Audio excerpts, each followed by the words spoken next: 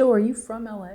I am not. I'm originally from Poughkeepsie, New Yorkish area, and then I lived in Boston for 13 years, and then got a call from a production company out here who saw a newspaper review of a show I did in Boston, and that sort of got the ball rolling to come out and, hey, let's make money out here, as opposed to really never making money in Boston ever. Like breaking even was the goal for those shows. May I ask what year this was? I'm sorry? May I ask what year this was? We moved here in 97. 97? So okay. I've been out So here 22 AOL years. ish era? Yes, exactly. Okay. Yeah, and I was online really early. I did the Cleveland Performance Art Fest. I was a performance artist and a visual artist before I started doing all this stuff, and a photographer before that. So long, I have a weird resume. I did the Cleveland Performance Art Festival in 1995, and the way they described me was I was an internet surfer. It was like Joe Wilson, performance artist, internet surfer, and just like, now we're all internet surfers. Now that is not, like at that point, that literally was such a different thing to do that people would note it and had a word for it because it was not the norm. And really not until the phones came in and normalized, everybody had a computer, they just called it a phone. And that changed behavior. And I think that changed behavior to, David Lynch hates that people watch movies on their phone, but a lot of people watch movies on their phone. And now they're making them on their phones too. So I think it's a good thing. What did you love about Los Angeles when you first moved here? Potential, I guess. It was, I came here and was head down and had a 5-year plan, and if things weren't working in 5 years, I was pulling out, and I literally got married, moved here 2 weeks afterwards, and I was writing, I was doing stand-up, I was acting, I was taking acting classes and improv classes and writing classes, and at some point I felt really spread thin. And I stopped doing stand-up for a while and really focused on screenwriting because I kind of felt like that was probably what I was going to end up doing. It seemed like the thing that fit well because acting is a lot of fun, but acting in crappy stuff is not. And auditioning for crappy stuff is even less fun. And so when things stop being fun and you're not making any money doing them, then you start to question why you're doing them. And so I really honed in on writing for a while, and then I started doing stand-up again. I never really went back to acting. I mean, I've done a couple of things because people have asked me to do stuff, but I don't consider myself an actor. I do have the ability to pretend professionally. I've been paid, so SAG-AFTRA has one of those things on file for me, but I don't, I did a pilot and a couple of commercials, and I think what I did was, in retrospect, I'm on my fifth 5-year plan, and they've never worked. They have never worked. All 5-year plans are, it's nice to look at a chunk of time and say, this is going to be done by this, but bird's eye view, now that I've seen like 22 years click by, the open mic that I went to when I first moved here, those are the relationships that turned into business literally like 15, 20 years later, because of relationships that happened there.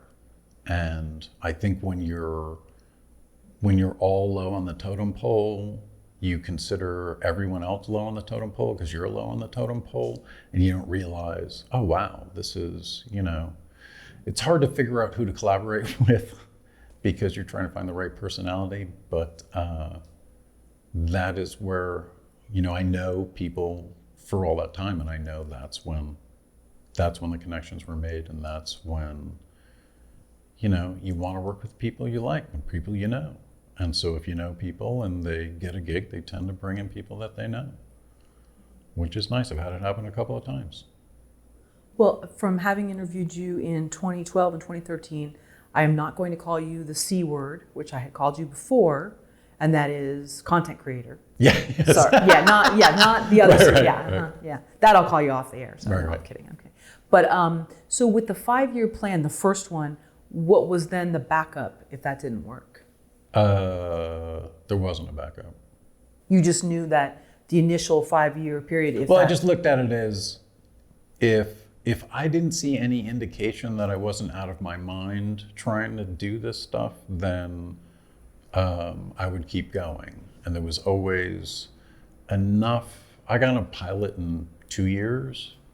So I got a Comedy Central national stand-up contest in like the 3rd year I was here. So stuff really happened really quick. And then stuff didn't happen for a long time. And then stuff happened again, and I listened to a lot of bad advice. I think I sort of looked at the entertainment industry as like, well, if I'm a good student and of the industry and I, read all the trades and know all the stuff that's going on, and that somehow would make me better as a property, as an entity to sell, as a writer. And it was a complete waste of time. Just because I know how to, what ankling means doesn't mean that reading variety is a good use of time, especially at this point in history. Back then it was, came out 5 days a week. It was thick. There was a ton of information in it. Now it's like once a week and it's like a pamphlet, and it doesn't matter.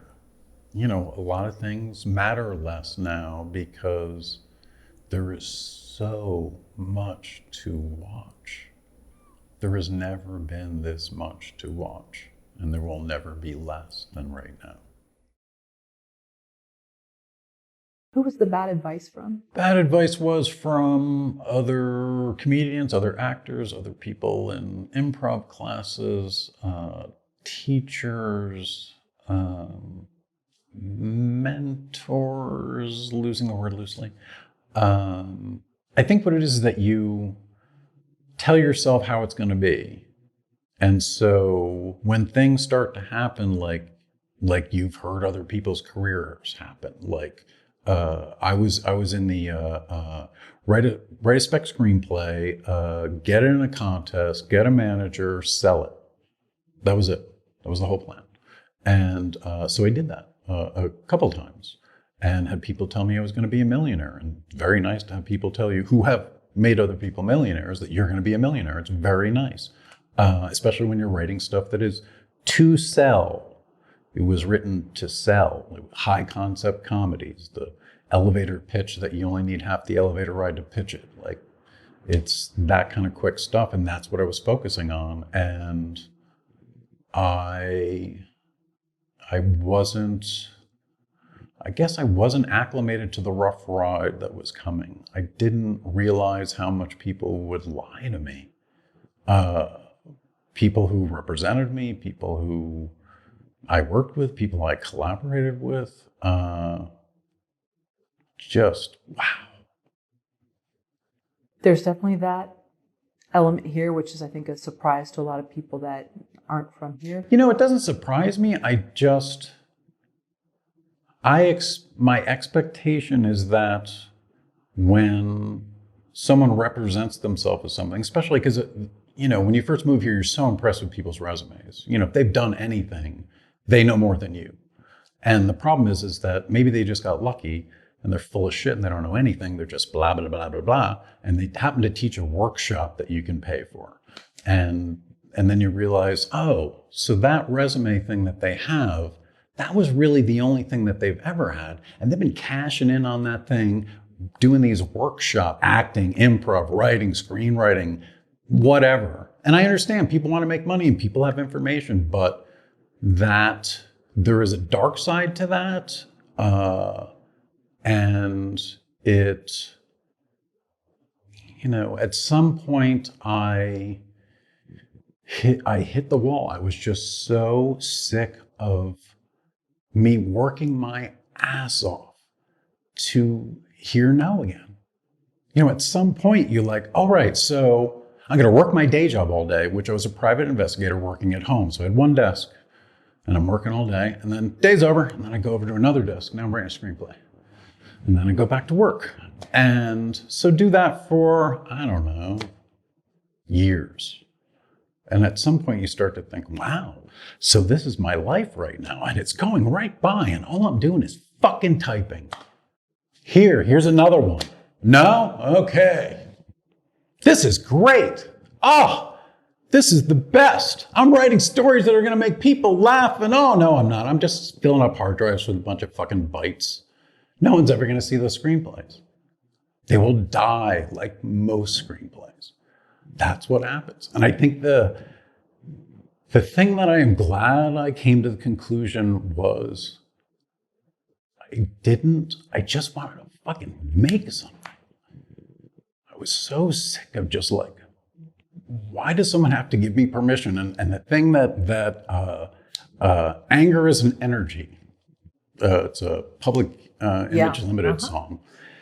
And it made me angry that I wrote 3 short screenplays, and all of them were shot by people who, 2 of them had gone to film, like good film schools, and they were garbage. They were garbage.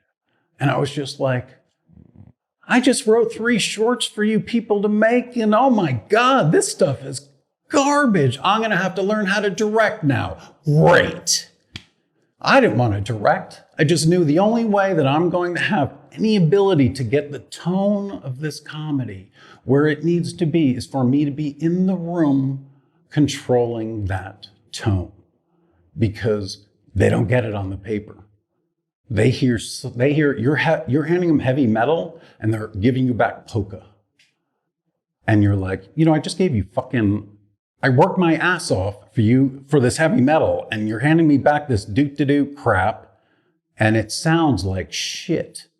And that dialogue is music. Comedy is music. It's, drama, comedy, that dialogue it has a timing. It has an effect. And when someone else fucks it up, and then I had to learn to edit, and I had to learn to shoot, and I had to learn to mix sound, and I had to learn to do little special effects, and I had to learn to work with fight choreographers and produce and all the post-production, because if I knew how to do all, I wouldn't have to count on anybody. So I got it down to all I need is actors. I can do literally every other job.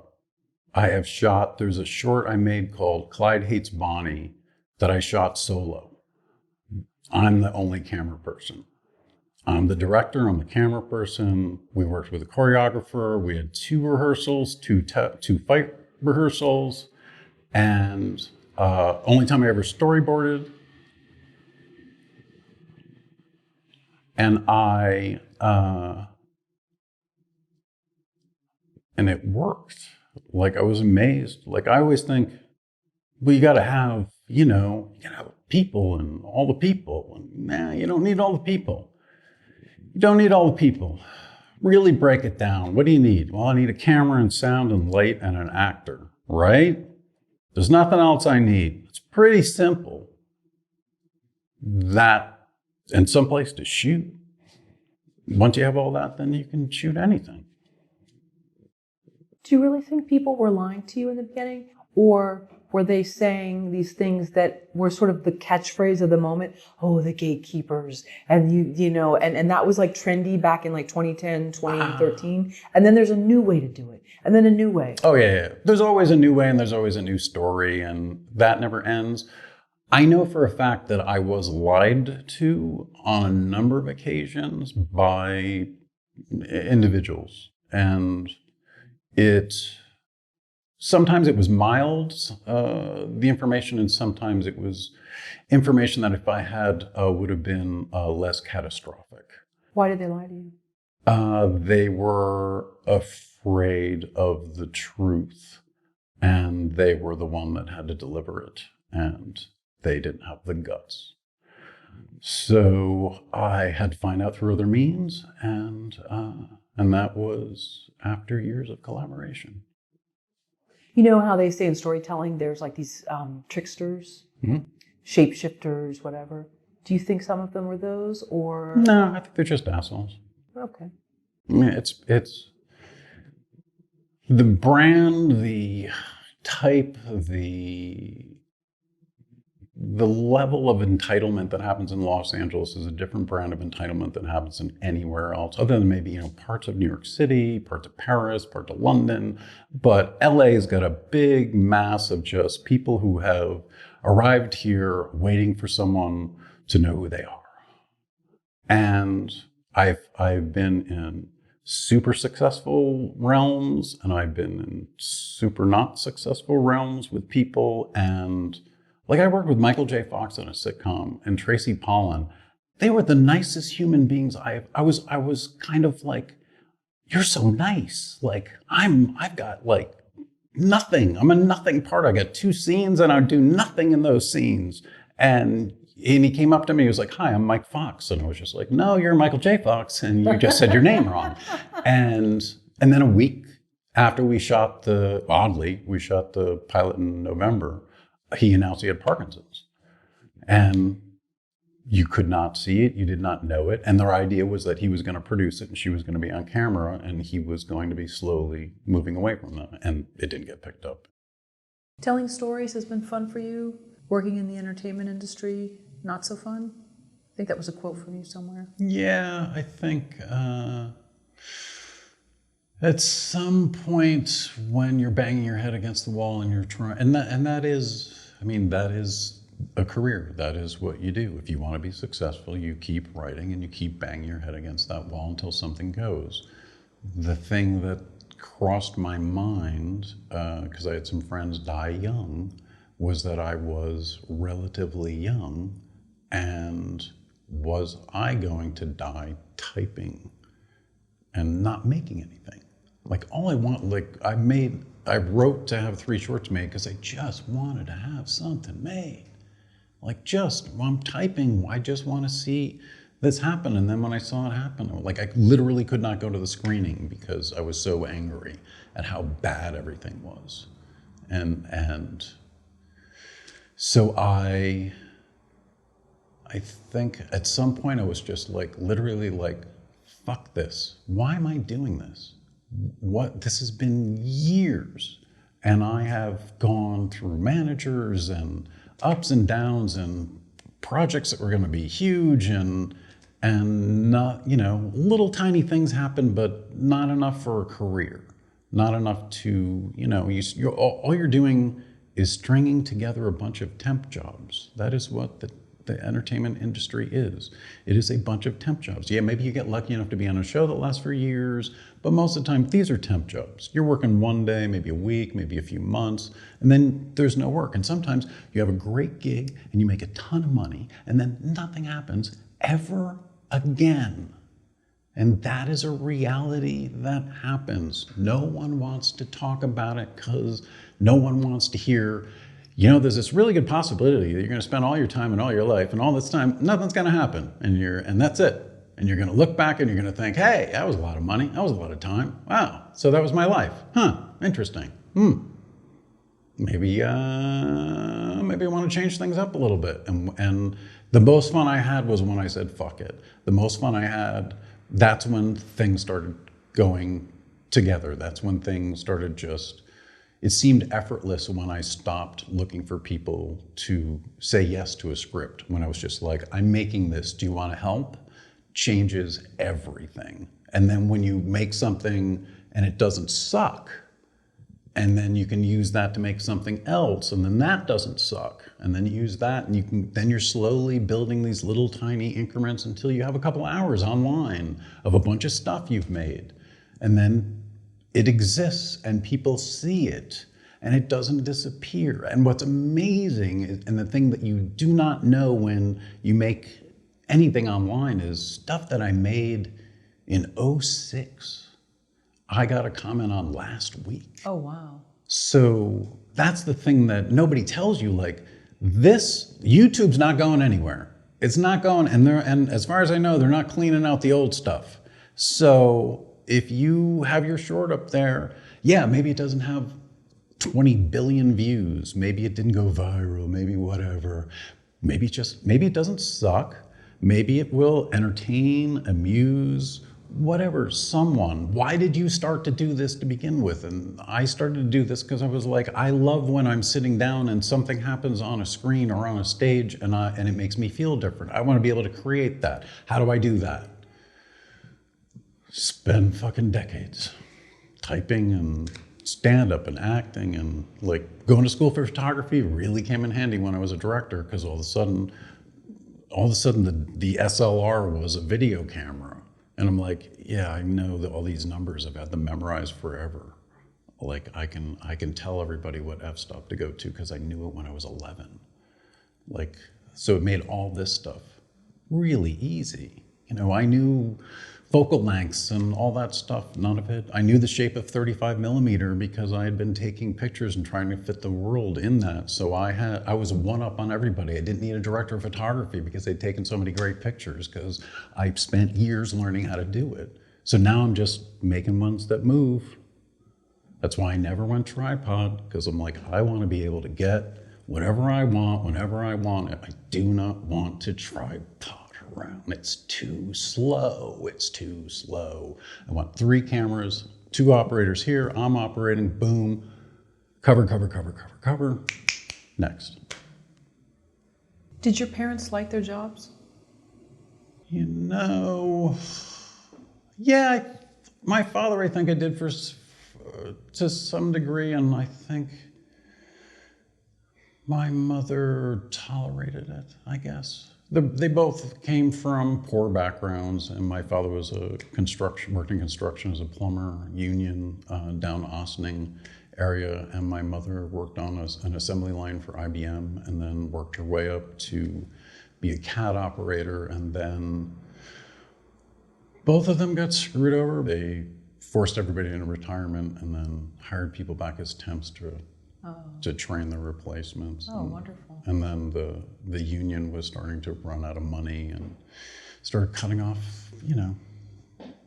benefits and stuff. So I think when I saw them get screwed, I was just like, I'm not going to work my ass off so I can be a cog in somebody else's machine. That is the one great thing that came from my parents going, like, they did all the right things. American dream, high school educated, family, we all went to college, house, they did everything right. Still got screwed. So I didn't want to do that.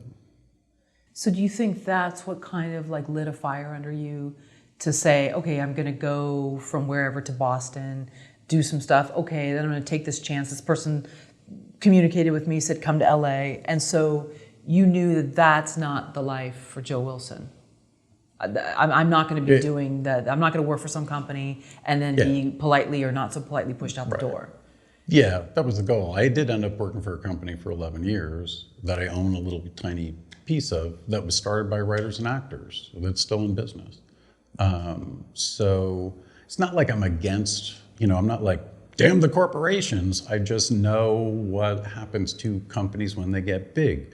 When companies get big, they care less about people. They, when Ford had the Pinto in the 70s and when people hit it and it blew up, Ford said, well, we can either recall and pay for that or we can just pay for all the lawsuits. And they chose the lawsuits. And they're still in business. Amazing. I have one of their cars. So do you ever go back and say, well, I know I'm typing at this one desk and here I'm wearing this one metaphorical hat as this job, and then I'm turning around and I'm typing at this other desk as a, quote, creative storyteller. Even if I don't make $1 million right away or in the next 20 years, I still want to do this. Or ever, I still want to do this because this is who I am and I can't stop telling stories, and I don't want to have a job that I hate that I have to go to and I have to smile at people and make it seem like I want to be there and I don't really want to be there. Right. And my boss is an idiot and I'm having meetings about meetings, but I didn't do this screenwriting, so I've given up. I think there's a question in there. No, I'm pulling it Sorry. out. I don't know, Say that. Well, I guess my question with all that jabbering that I'm doing is like, even if there isn't Hollywood putting a stamp, even though people loved Vampire Mob and it has views and people gave you feedback. Yeah, sure. If you want to do a second version of something, right? But no, because Hollywood said they didn't want me, so quote unquote, I'm not touching that again. Is that where you're at? I guess I got there years ago to not acknowledge the entertainment industry, to kind of like, if I could make something without it, then, and the end result, it was sort of like, I needed to get to the audience. And the thing that was between me and the audience was all the companies that make the shit to show to the audience. So if I could find some way to get around them and get to the audience, which social media allowed, you know, and I've had people and continue to have people find stuff and like stuff, and you know, you make somebody laugh when they're having a bad day or a bad life or a bad, you know, time. And I know my wife was diagnosed with cancer a few years ago, and I know how much comedy really can help. Like, I have seen it firsthand. So there's a value in making stories, you know, whether it's drama or comedy or whatever the genre. But I think, you know, now, because I think the number of guest star performances to be considered for Emmys was 2,800 and something performances. So if you have that many potential nominees for guest, when you have thousands of performances, now you have literally, there are more shows than anyone can get to in their lifetime if they wanted to do it full time and just watch television. They couldn't get to it all. So now I'm making more stuff for them to watch. Why? Why am I going to make something that I have to be in the same boat that Netflix and everyone else is? Like, how do you get that much attention? Like, everyone is so Twitter, Facebook, Instagram, Snapchat. What, I gotta watch something? What? Oh, there's something wrong? Yeah, I'll be something. How do you get their attention? I think if you're going to be indie, that you have to spend years getting to know your audience and talking to, and I have changed my term a little bit in terms of audience, because now I see the people I know online as neighbors, because I talk to them all the time. You don't talk to audience all the time. Audience is this thing that's over there and you're over here, and I think a lot of people like that. A lot of people like, hey, I'm over here, you're over there. I act, you stay over there. I'm a director, you stay over there. When you talk to people every day, because you're not making everything all the time, like I don't care how good of a producer you are, you're not putting out movies all the time as an indie person. So there's going to be all this time that you're not going to have something new. And if you're spending all your time on social media talking about your fucking project, Jesus Christ, really? More? Tell us more. You typed another page. Yay, come on. That is not, I know it interests you and I know it's a great thing for you, but you're just typing. You know, you finished a screenplay. Okay, I'll give you that. But I did another 1,000 words. Shut up.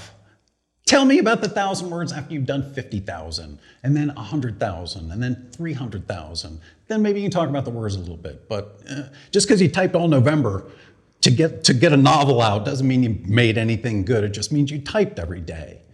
I don't know what that tangent was about. That's okay. I enjoyed it. Oh, good. I'm glad. I know there was a point to this. It was therapeutic. I think a story can have a value without the entertainment industry. And the entertainment industry doesn't value stories, they value profit. The Marvel universe is a very big, complicated story, but that is something that has an audience that was built in for decades. And you only market at a level that is saturation when you're playing with literally billions of dollars. But all that's for other people. That's not for me. That's not for most people. That's the giant machine. You will be a cog in that machine unless you're on screen. You will be, because it's just too big. And even if you are on screen, you're still really disposable, because Disney has bought the world, and that is really valuable property right now. Just like in Say Anything, and forgive me, I'm blanking on John Cusack's character, but he's basically, I don't want to, produce anything. I remember that. I don't want to, buy anything that, I was talking to her dad at dinner. Right. Aren't we all sort of owned by somebody, though? I don't care if we work for Marvel and and we're on the red carpet and they want your picture, or you're working for a company. Yeah, you got to work. You have to work for somebody. Yeah, we all I kind of owned by somebody. An online reselling business to sell stuff to make money that way. So all of my customers are technically my boss. Sure. I don't think, nor do I expect, what I make to generate enough income for me to live on what I do online. It's just like anything else. It's a gig. It's just a little gig. You do something, maybe make a tiny little bit of money, and then you got to put another one together and another one together. And I was on a roll when my wife had cancer. That roll, the wind and the sails stopped, and storytelling was not important anymore, and was not a priority, and was not anything that I thought about for a long time, because I had other stuff that was more important. And I think the other thing about this is that sometimes, and I've seen people do it to their demise, literally, sometimes people make the entertainment industry and success in it more important than anything else, including other people. And at some point, you're going to end up being an empty shell of a human being at the other end of it. And you will, maybe you won't regret it, but man, you're going to be bitter as hell. Because it's just, when the socializing in Los Angeles is based on perceived success, whether it's current, recent, or about to happen, and people, and it's the classic thing, you're at the party and someone's talking to you, but they're like, oh, that person's way more important. I really need to go talk to that person, but yeah, I'll be right with you. And then they go talk to that person. Or the classic, hey, you're gonna come to my show? Now, when is that? No, is it all right if I show up late? Oh no, I think I have this thing. I'll try to be there. Okay, that's an LA. Definitely. So you're definitely gonna be there then. Definitely, probably trying to maybe be there. Yeah, maybe. But I'll try. Thank you. They're not showing up. I remember when I was doing stand-up comedy, everybody was doing one-man shows or one-per-solo shows. So everybody was just trading off. Everybody's just going to each other's shows because we needed an audience. And because there's just so many comedians and there was so little audience in Los Angeles. Well, it's gotten that way with crowdfunding. It's like you want to donate to people's campaigns, but after a while, we just had another guest that reminded me of that. And that's a great point, that you want to be able to give to these campaigns over and over again, but you've already given to so many and you're kind of like tapped out. Yeah. And I think that's part of the problem. But going back to storytelling, do you plan on giving up storytelling? No. When I was doing Vampire Mob, one of the cast members, Marsha Wallace, died. And I had written a whole season 3, and the idea of trying to make it without her seemed weird. Like, I easily could have written her out, I easily could have cast someone else. And it was just kind of like, this isn't, I don't know, it just didn't feel right. So I went graphic novel. I went comic book. And I don't know anything about comic books. I didn't grow up reading comic books. I'm not a comic book guy. So then I had to learn about comic books, learn how to write comic books. And man, I wish I had done that like before I ever took a screenwriting class. Because for you to have to, so I'm adapting a screenplay into a comic book. So I have it all written, but it can't just get dropped. It isn't like I'm just taking the script and then, oh, look, it's a storyboard with words. It's like you have to go through and like, what are the 5 panels that you're going to put on this page that are going to tell the story? And you're going to have to leave most of it out because you can't have this giant long thing because you want to watch your character walk through the alley for an hour. You've got to go. So it changes how you see story. Now all of a sudden you think, oh, I want this panel on this page to end. So when they turn the page and they see that top panel, the surprise will be there. You're literally writing like that. There's no plot points, it's page points. And the challenges with making graphic novel, I just put in issue 2 to the printer. So the second issue will be coming out soonish. The challenge is working with artists, getting artists. I can't draw. The frustration, to be honest, putting the 2 books together has resulted in me writing a book. So I am 45,000 words into something called Bob Berry's Things. It was an idea I had a couple of years ago, and I just needed somewhere to go. Like when I'm writing, I disappear completely. That's the way I look at it. I'm daydreaming on a page. Writing is orchestrated daydreaming. I'm just daydreaming. It's not hard to daydream, so it's really easy, and I like it. And now it takes a long time to write a book, and I expect like 50 people to read it, and that's my expectation. And maybe my expectation will be beat, but I'm asking somebody to not only take time out of their day, but a lot of time to read a book.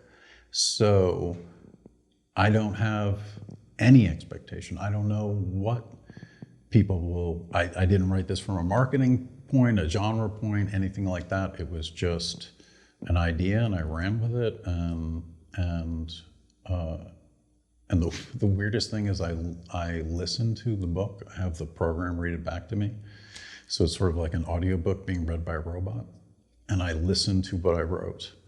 And then I hear what's wrong with it. And then I can go back and change it that I never would see if I was just reading. And even if I was reading it loud, I wouldn't catch it like that. Can you tell us more about this book that you're writing, Joe? Yeah, I had an idea about a guy who was burying things in his backyard, and I had an idea of what he was burying, and that was all I knew. So I had to write a story around the idea. And I've never written a book before. I have never written what a character has thought, ever. Because you can't write what characters think in screenplays, because they have to say it. Or it's got to be a voiceover, and I've always been of the anti-voiceover school. Although I know it comes in handy, it's really lazy screenwriting, sorry. But to being able to get in the head of a character and be able to like essentially be in the middle of what would be a scene and then jumping into this giant sort of exposition flashback thing and then go right back into the scene afterwards, that's really hard to do on screen like that. You can't hear what what one character's thinking, these little tiny things that you can throw out. And also it's just fun to play with words and try to find, I go through and I'll catch myself saying a phrase more than once because I'm only one person and I only have so many phrases, but I'm going through and I'm like, yeah, I said that. I've already said that. I can't use that little linguistic thing again. So it's a lot more solitary than screenwriting because I think it takes longer depending on the screenplay, but I think writing a book takes longer, and it's also harder to, it's always hard to get somebody to read your screenplay and give you feedback. It's really worse for a book. I planned on paying an editor, a friend of mine who worked as a journalist, went to school for journalism, has offered to edit it, so he's editing it. So I'm lucky in that regard, because he's really a stickler for all the grammar and all the things and all the, and he goes through everything 4 times. until he finds it. But the graphic novel I'll put out next month, I guess, at the rate it's going, and then I'll put the book out next year, 2020, I'm guessing, unless something. I'll put the book out in 2020 unless something changes, and things always change. How do you plan to write a story?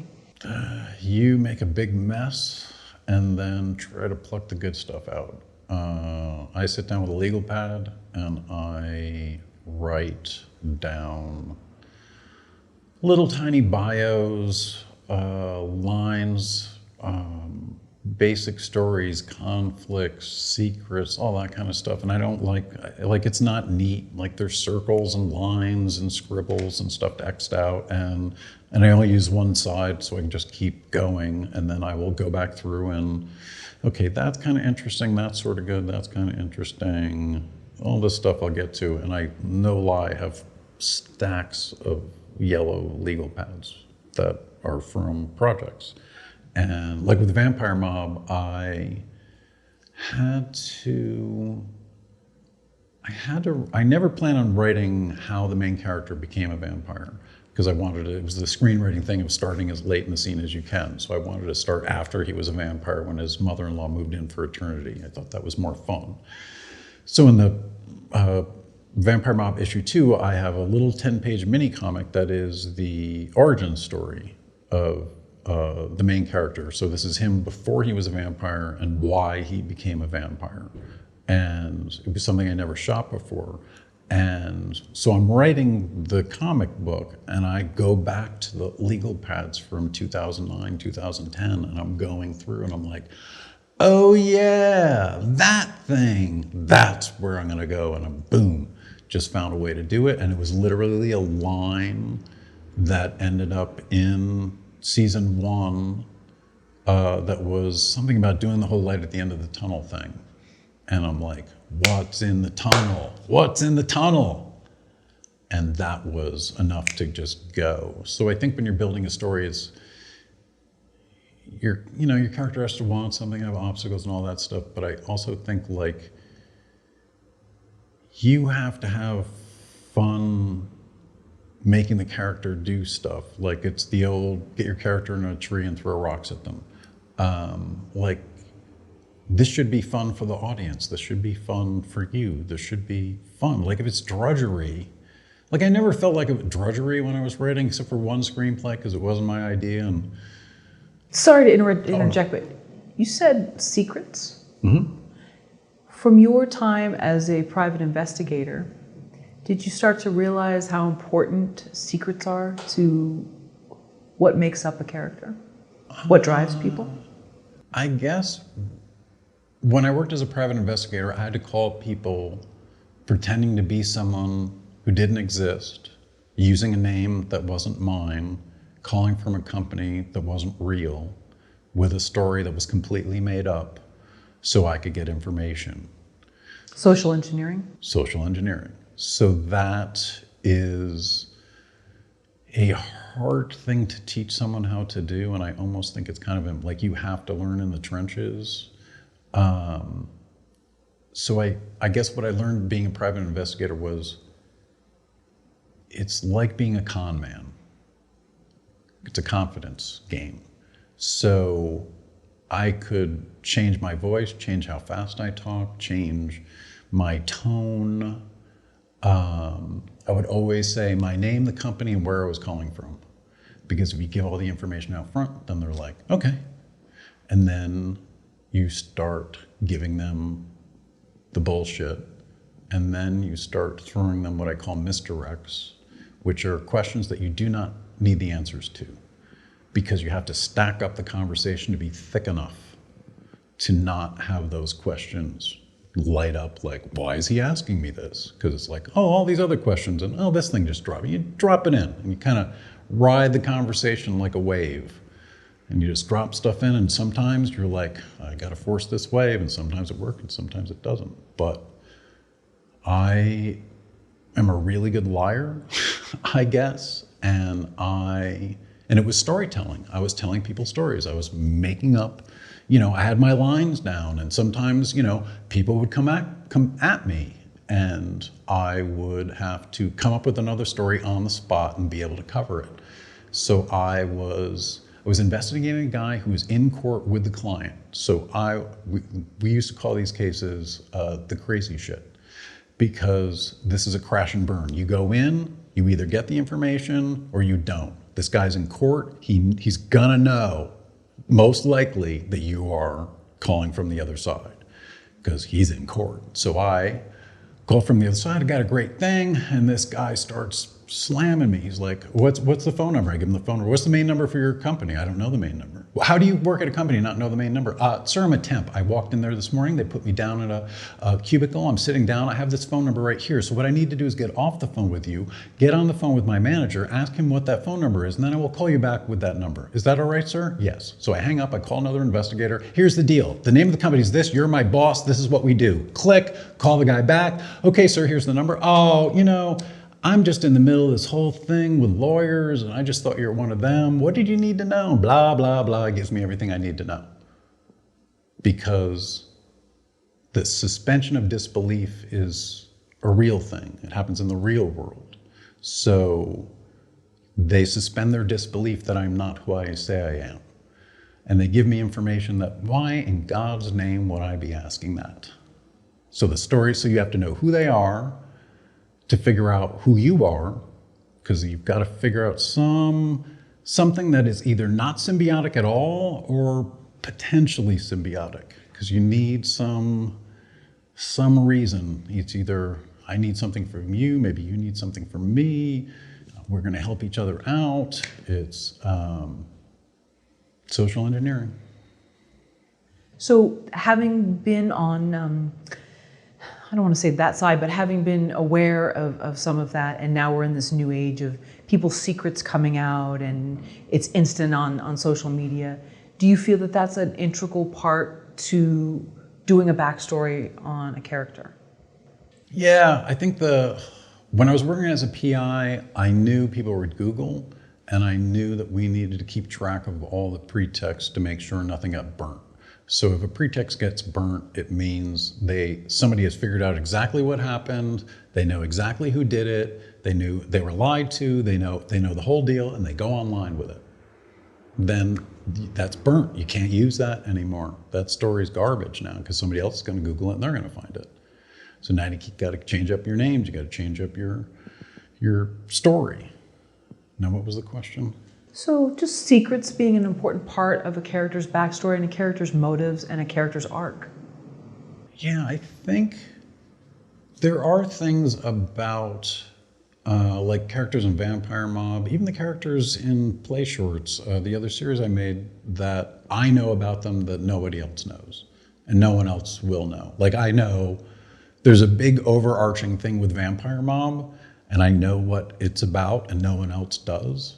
And I know what the end is, and I don't know if anyone else will ever know or need to know, but I wrote an hour and 15-minute third season screen time, so I'm translating that into comic books. So I have a lot of stuff written that's already done, so I have all these secrets that I'm getting to sort of drag into more stories, and some that we will learn, actually. So you think that's okay to do with characters, to have the writer has their secrets in the back pocket, they have their own file on them, so to speak, but the audience isn't privy to that? No. That works? Yeah, I think the writer needs to know more about the character than the audience will ever know or could know, because you're not going to have the time to explain all this shit about them. So if you have, I can't remember, it was a psychology thing of like, where you are when you're 16 is pretty close to who you are. Most of the developments happen. Not that there's going, more education, changes, maturity, all the rest of that, but the baseline is about there at 16. So if you take your character to 16, if everything's there, what happened to put it there? So it's literally just going back and, okay, well, if they're doing this, and they're in this kind of job or in this kind of situation, then they most likely came from this kind of background that would bring them into this world. How? And then you sort of reverse engineer it and then go back.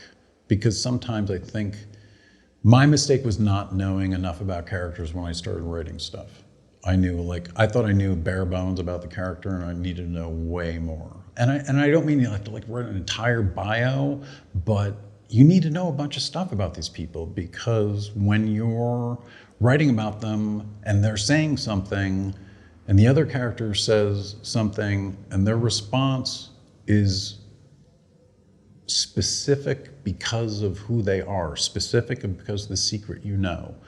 It fuels that response. If you don't know that, and maybe it will come out in the screenplay or whatever the presentation you're using, but it's the work that actors do. When, if I give an actor a screenplay, they have a script and they have the words to saying, they sort of know the situation, maybe they ask a couple of questions, but then it's going back to, they have to create that character. What kind of shoes do they wear? Where do they grow up? What kind of school did they go to? You have to know all the stuff that's not going to be on screen, because it will show up on screen, both in writing and in acting. There's something about the grounding of a character, knowing, where do they live? What does the room look like? That kind of stuff. Do they have books on the shelves? Do they not have books on the shelves? Do they listen to music?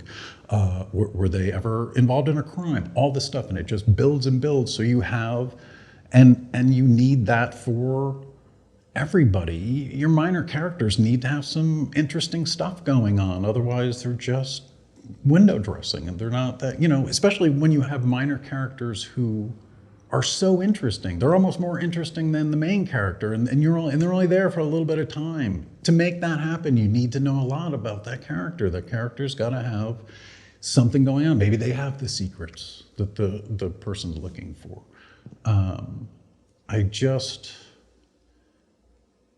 If you're not writing something and it's fun, if it's not fun, you're writing it, it's not fun, why are you writing it?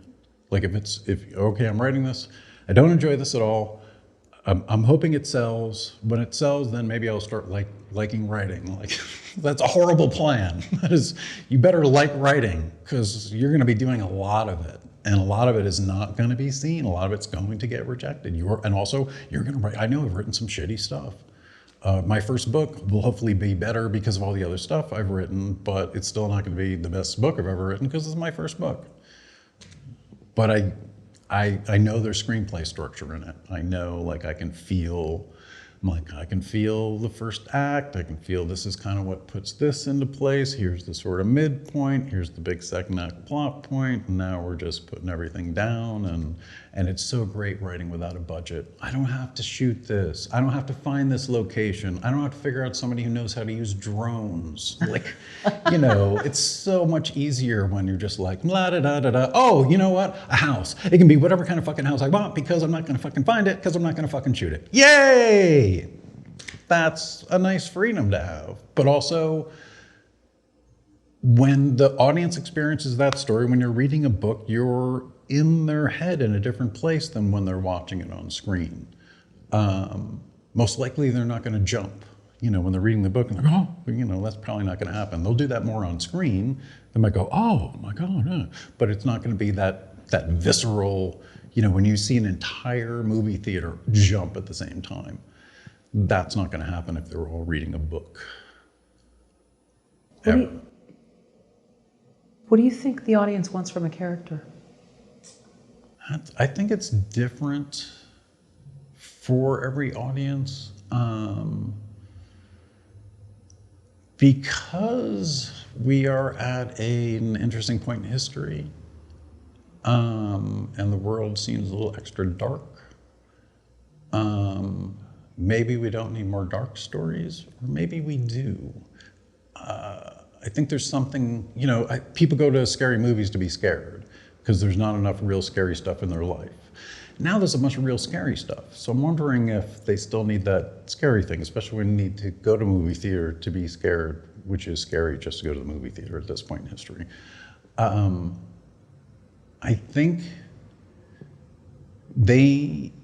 I think people need characters who are inspiring, but not in a quote way, not in a self-help way, not in a hero, but you know, small. Like I love characters who are in episodics who you get to see go through a bunch of stuff.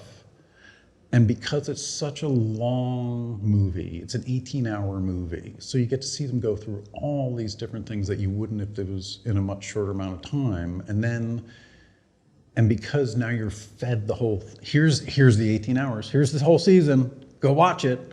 And then you watch it and they're like, so how much longer for the next one? 3 years? What the hell? But you'll wait because you binged, you were into it, there was nothing else, it was just you and those characters and on that trip, and it was fun, and now you want to see what happens to them in the future. I think that's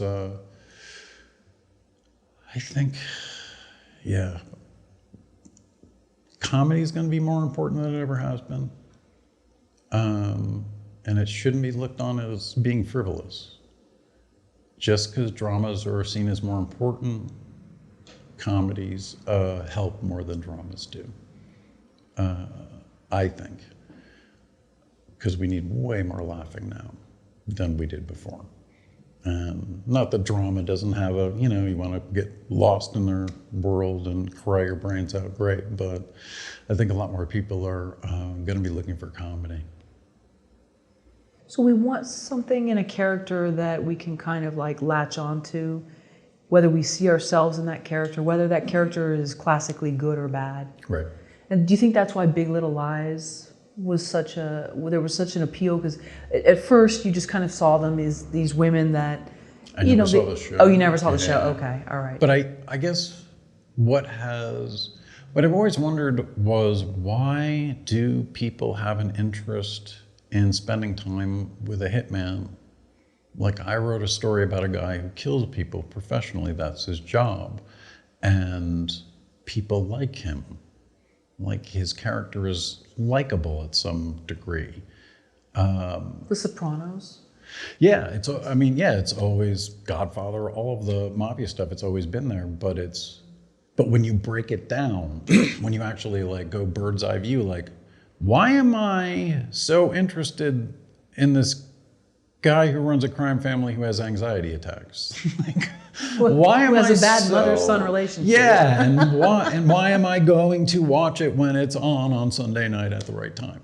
Like that is that stuff's never, that'll never go away. Martin Scorsese's got another one on deck. It's, I think the crime stuff is never going to go away. Procedurals have never gone away, and it seems like there's even more now. People love the crime stuff. Why is storytelling important to you?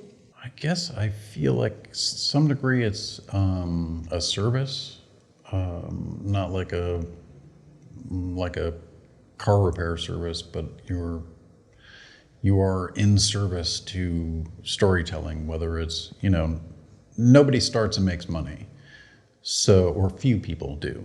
So if you're telling stories, then it's because you want to, like you're spending time with these characters and building this world most of the time without anyone watching, without anyone seeing. And so you're alone with it, but you're making it to give to other people. So it's a service. You are at the service of the reader, the audience, whoever is experiencing whatever you're making in whatever medium or media, as the case would be. So I guess it's important to me because I feel like I'm helping a little bit. For what? What are you helping? Stories give people somewhere to go, away from all this shit. To suspend their disbelief, to go hang out with a hitman who's a vampire and drive around and kill some people. That is an escape for people.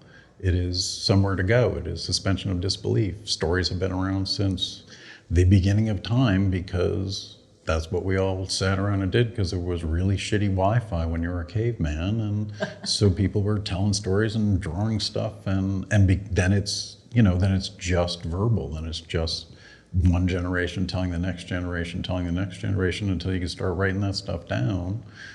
So and stories are, man, you can get people killed with stories, you can change people's lives with stories, a whole country can believe a story and do really bad things. And have been done. Yeah, storytelling is really powerful. That suspension of disbelief thing, the real world uses it all the time. It's not just for storytellers.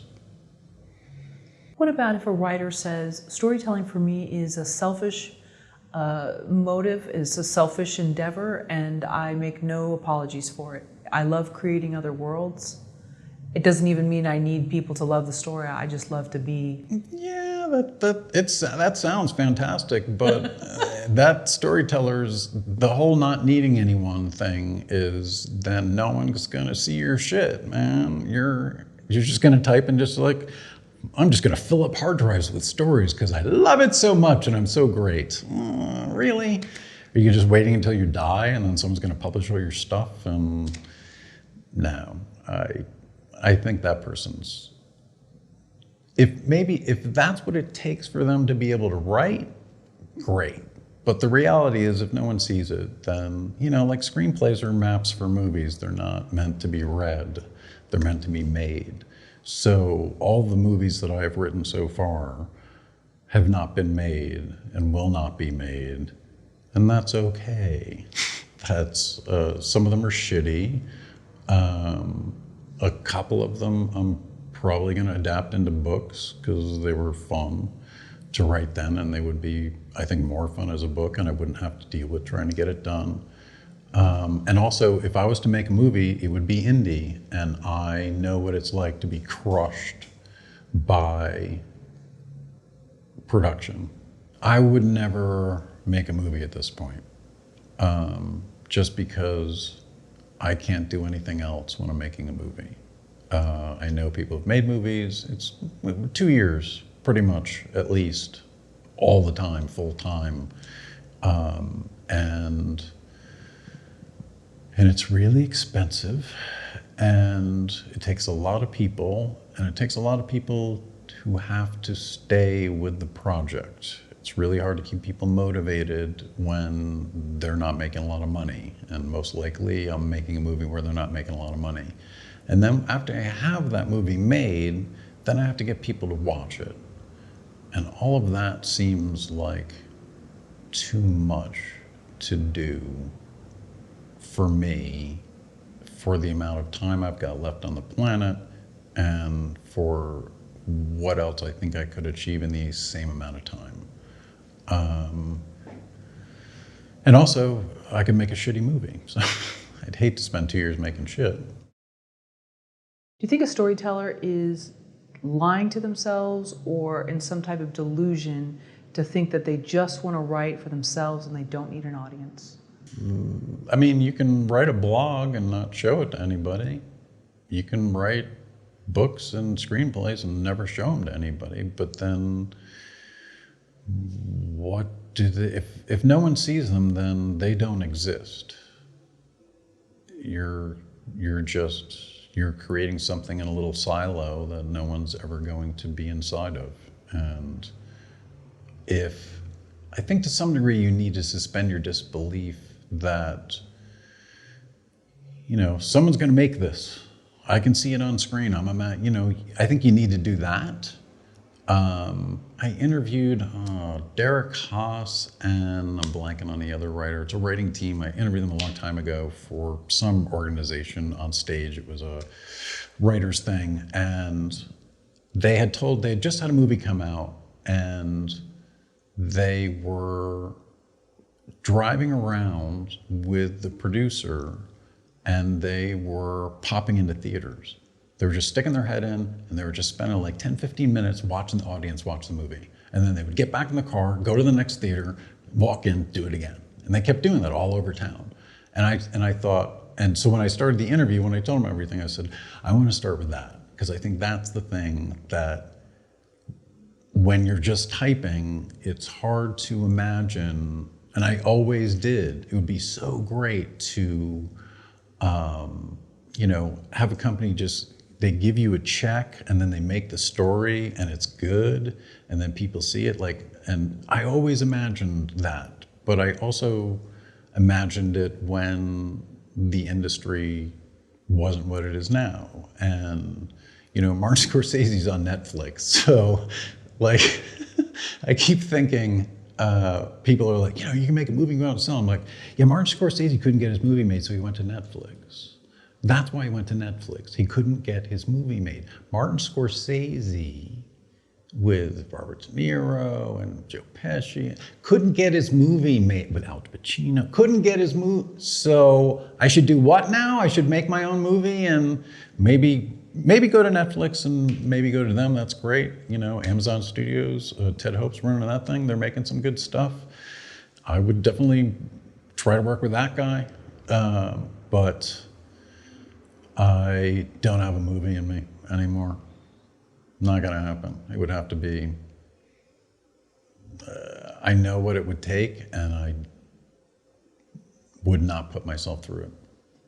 I think that's okay to be there, because if you know how expensive, how time intensive, also you can put that movie out there and then that's it. But also I also don't know okay. what story I want to invest that much in. That much time, that much money, that much. And I know from Vampire Mob, it's really hard to keep people attached to a project. And if the ball gets rolling, and let's say one of your cast member dies, and you're in the middle of the movie, what do you do then? What do you do when one of your cast members has a family member who dies, and you stop production, and then you got to bring it all back up, and then match all the continuity, and it's a lot. I mean, I know this is a film channel, film and screenwriting. Yeah. But there's something to be said for having a book and having something in your hand, something tangible. Sure. And I think maybe we'll go back to that a little bit. I don't know, maybe we won't. But I miss that, and I know right now I'm not able to read. So I think that's okay. If you're saying I don't want to make a movie right now, but you still want to write, you still want to tell stories, whether Sure. it's on Instagram or whatever. I think that's wonderful. I've got 38 short scripts written, done for play shorts, ready to roll. I guess in terms of, it's not that I don't have an energy, it's that I don't want to spend the energy on one thing. That's a big thing that's going to take a lot of time. It would have to be a story that I was on fire about to make. And when Vampire Mob was over in terms of it being a live series, I started play shorts and I put my producer hat on, and the weakness in Vampire Mob was all the actors. I needed the same actors to show up. And if somebody didn't want to show up, then I had to write a reason why they didn't want to show up and then bring somebody else in and whatever else. With play shorts, it was, it's episodic. It's anthology. It's 2 actors, 1 story, 1 genre, then it ends. Then there's another one. 2 different actors, different story, different genre, then it ends.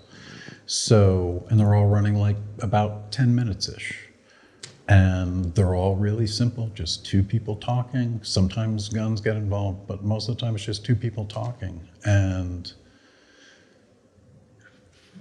that is a lot easier to mix and match with. I had one situation with play shorts where I had a cast, I had a location, I tried to schedule it for 6 weeks.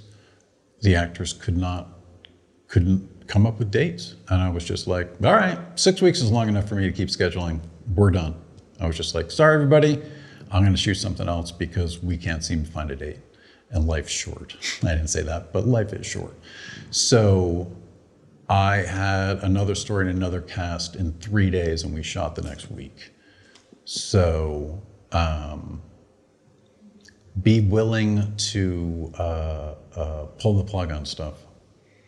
don't be afraid to walk away from stuff. Sometimes it's better to walk away than, there's been stuff that I've been like, I'm just gonna put up with more of this bullshit because it's gonna eventually lead to something else, and it never did. Ever. It was just bullshit. You talked about endings. Where does a story begin for you? How do you know you have a beginning of a story? When you're sitting down to write, or you're at a coffee shop, or I think ideas kind of just find you and track you down, and sometimes they've run away.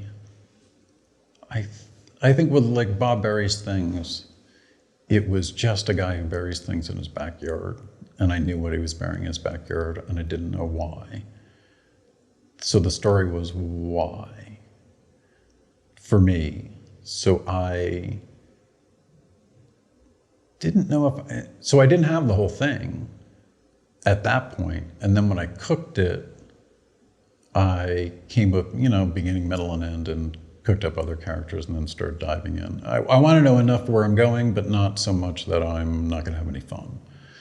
If I outline the crap out of it, then I'm just typing what I did in the outline, and all the fun was in the outline. I want to just like bare bones outline, just here I go, this happens, and this happens, and this happens. Okay? And then I can make everybody talk and have fun and hit those points.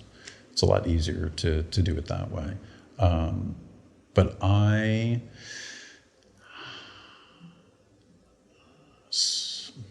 don't know how I know if I have a story. I think I don't know it right away. With play shorts, I wrote a bunch of those at a theater in Santa Monica in 4 hours. So I had to write that to be ready to be rehearsed and then be on stage in 10 hours. So I had 4 hours to write, they had 6 hours to rehearse, and then it was on stage twice. So I did that like 40 times. So if you do that enough, so I have to sit down, I've got 2 people, I know who they are, and I don't have their resume, I just have their headshots. So who are they? What do they want? What do they do? What do they want from each other? I would cook the whole thing, and I'd watch the other writers, and the other writers were tapping away, like right away, and I'm with a legal pad, like for an hour, like, and this, and then but this, and then once I have it all, I'm like, okay, so that, and that. All right, and then I would start typing, because then I wouldn't have to rewrite it. Because I think when you start writing before you have the bare bones of it, you're just making a big mess for you to fix. So like, no lie, I made a big mess in the book. I wrote the book, I was close to where I knew the ending was starting, and I'm like, something doesn't feel right. I read the entire book, and there's a big dead spot. And I'm like, this is a red herring, this shouldn't take up this much time. So I cut and paste just that section. I put it in another document. It was 14,000 words. I cut 11,000 words out of it. And they're gone. They're nowhere else in the book. They're gone. Because they didn't need to be there. But I didn't know that until I could see the structure. And I knew this little part of the story didn't need all this shit. But I didn't know it until I saw it. It was kind of like, if I wrote a screenplay and I had a bunch of scenes, and the movie kind of drags at this point. Can we just cut these scenes? It's that kind of thing. But you don't know it until you've got it built. And you can't have it built until you've built it. You're writing and it just goes up, and then when it's done, then you're like, the windows are all in the wrong places. Then you gotta move it around, do it again. Is that why writing on a legal pad for you is like a better process? Because you're okay with it being messy there. Yeah. And then when it goes into sort of type format, you want it to be more in line, and it's like a signal to you. Well, I think it's not to make it sound all like ooh, but it's kind of like sketching before painting. It's kind of like, let me draw this out, see what it's going to be. Now I'm going to put paint on the canvas. So if I know the bare bones of the story, and I write with just the bare bones, then other ideas are going to come in, other things are going to happen. Sometimes I will find that my bare bones are wrong, and that maybe I found a better bare bone, or maybe I find that bare bone. There was one thing in Bob Berry's things, it was actually part of the 11,000 word thing, that it was great. You know, I never got to write like this. It was like, oh, wow, I'm writing. Well, I'm going to describe every inch of this room. You guys are going to know everything about this motherfucker. It's going to be great. And then, I'm like, yeah, this is just way too much. It's way too much. You don't need this. But you have to have some kind of fun writing. It's got to be some kind of I enjoy it. It's never hard. I mean, sometimes it's hard to get going, but 20 minutes. I look at the first 20 minutes as warm up. Like I don't just sit down and then, oh, what am I doing? Okay, I open it up, I kind of look at stuff. That's the great thing about having the program read the book, because then I can sit back and have it read the last chunk back to me. And then it kind of gets me into the role. And then sometimes I'll hear it say, like I use the word dome way too many times. I read the dome like 5 times. And I'm like, why am I saying dome so much? For someone's head? Yes. And I'm like, inside a dome, outside a dome, over a dome, on his dome, top, just dome, dome, dome. And I'm like, I gotta get rid of these domes. But but you don't know until you have it. And again, maybe it sucks. Sorry, what was the name of this program? Scrivener. Oh, okay. I've heard of that. Yeah. Okay. And so it will then read back to you what you've typed? And it's a monotone sort of it's AI a guy voice? who's just, they have put in breaths. Oh, nice. So you can actually hear the robot taking a breath here and there. Great. And I think it reads things in quotes at a slightly faster pace than the other stuff. How cool. So for dialogue, I think it does speed it up a little bit. But I've definitely caught stuff that, because I remember I always had table reads of everything for Vampire Mob, and I would record it, because I would always catch stuff when I listened to the recording. And then I had a screenplay called Sue Happy that the Filmmakers Alliance did a reading of, and they had a casting director, they brought in 25 actors. It was a giant ensemble thing. It crushed. And it was the only time I ever got to see one of my screenplays like almost brought to life. Like it was a staged reading, but that is the reason I think that'll be the next book, because I know what that story does to an audience, so I know what it can do in book form. Do you have a ritual for, like, okay, you've coffeeed up, you're waiting, yes. Is there like this ritual to listen to the Scrivener notes? Yeah, well, one thing I always listen to this, I have an 8 hour and 49 minute long playlist of Fats Waller songs. Fats Waller wrote a lot of songs. And I have been listening to that for over a decade. Because I know all the music really well, so I don't listen to it. But it occupies the part of my mind that can think of something else to do. So I always have that on. And I had to change to Tool, the band Tool, for a sequence I was writing, and I couldn't get it with Fats Waller. I never had any problem. And I'm like, I need something a little, I'm like, Tool. And it was perfect. It was exactly what I needed. But coffee, water, make sure to drink water, everybody, it's important. And headphones. And I always write at home. I never write in any coffee shops or anything like that, just because I can close out enough of the world with loud headphones. And I have tinnitus, so I always hear ringing 24 hours a day, 7 days a week. So when I have those on, there's something about 1930s music that hits the frequency that buries my tinnitus a little bit. Wow. But except for when Maynard sings. I don't know. Well, there's one Tool song that I'm like, that's a little much, but yeah. Don't they have a new album? They do, Brendan. Yeah, Fear Inoculum on deck. Cool. As do the Pixies. Oh, I bet it's great. What makes a great story, Joe? What makes a great story? I think I like Roger Ebert's take on it. It's when you don't remember where you parked your car. I think that's really good. Yeah, when you're in the theater and you're watching the movie, if you can't think where your car is parked, that's a good movie. And I think for a story. It's different for everybody. I mean, my wife watches stuff that I don't watch and vice versa. And she loves the historical drama stuff, and I'm not so much with the historical drama stuff. But she's like, it's just like candy, it's romance. And I'm like, okay, that's great. I don't want any candy. I guess I don't. But I'm like, I watch Bob's Burgers. I love Bob's Burgers. I think it's a great show. And it's really just a dysfunctional family. It's all like every other classic sitcom in the history of everything. And they just have a more grounded take than The Simpsons on that genre. Was the Brady Bunch dysfunctional? The Brady Bunch... On screen. I guess Not off screen. Technically,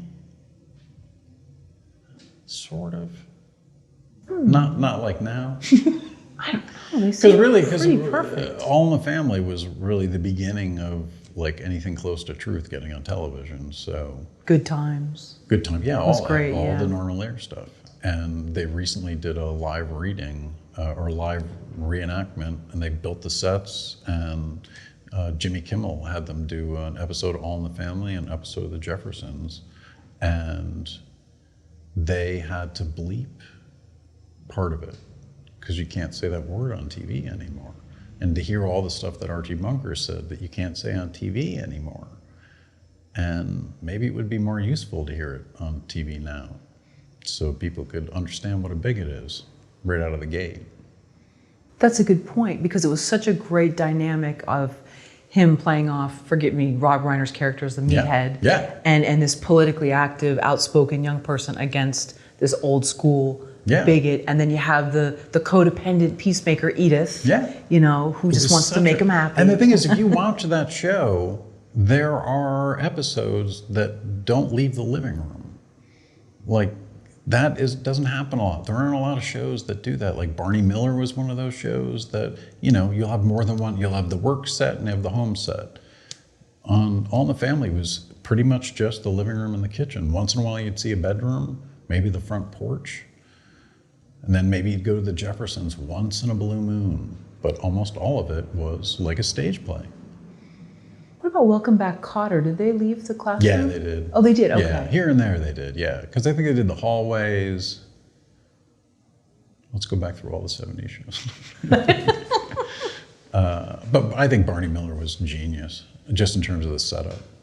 Because and that's sort of the way I thought about Vampire Mob, was that if you have kind of like a few main characters and you rotate in all these other characters, you can build a really big world. And it's also a lot easier to schedule, because if you can, I was having actors come in and do 4 hours. So you would write so they could get what you wanted done in 4 hours. And then if you can set it up so they're doing more than one day in the story day, then they can show up in more than one episode. And it changes the dynamics of the whole thing. What was the first story that you ever saw, I guess television or film, or even that you read, where it lit an idea, sparked an idea that this is what I want to do? I want to tell stories. I never thought I wanted to do any of this stuff. I thought I was going to be a photographer, and never thought I'd write a story or anything, ever. I watched a ton of TV as a kid. For some reason, I knew some TV terminology. I knew tag as a kid. I knew the tag in a sitcom because I watched a lot of talk shows and heard people talking about sitcoms and said, that last thing at the end is called a tag that you do. And I'm like, oh, cool. And so I'm like an 8-year-old going, oh, that's the tag, Dad. Oh, good. I don't care. I was just sort of aware. What interested me was that Barney Miller was in New York City, and All in the Family was in New York City. Good Times, I think, was Chicago. Taxi, New York City. Taxi was New York City. I always thought I was going to live in New York City growing up. I thought I would be a divorced man living with another divorced man, trying not to drive each other crazy. But Perfect Strangers? No, that's Odd Couple. Oh, okay, sorry. It's so close. I was thinking Balky. But I guess I was just so aware that they were shot here.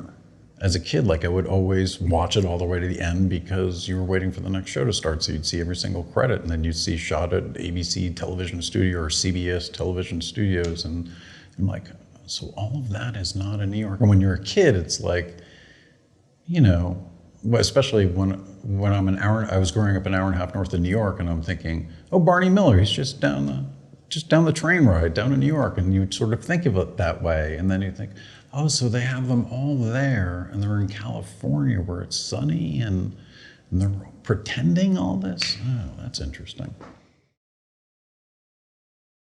Joe, we have a video we'd like to play for you. Okay. Cue it up here. Los Angeles is a fucking million communities. Saying independent storytelling is one thing, new media is one thing, web series is one thing. It's so fucking stupid. There's no mainstream and independent. Within those categories, there's a billion subcategories. And I'm a tiny little fragment of nothing. Go to my IMDb page. There's nothing there. I'm nobody. But the audience who knows what I do, that's who I'm somebody to, and that's who all I fucking care about. Because I don't get hired by the audience and fired by the audience. I tell stories, they help me tell stories. Pretty easy business plan. Again, not for everybody. Sponsors, they want that number. Awards, they want that number, but audiences, they just care about stories. Even if you tell stories with actors no one's heard of, is it a good story? How many stories have won Oscars with completely unknown casts, unknown directors? That shit happens. It's not just what's number one at the box office. It's not the number one rated show. Again, Arrested Development, Family Guy, these shows that got canceled are now coming back after years of an audience build. That's the matrix. That's the thing that we have over them.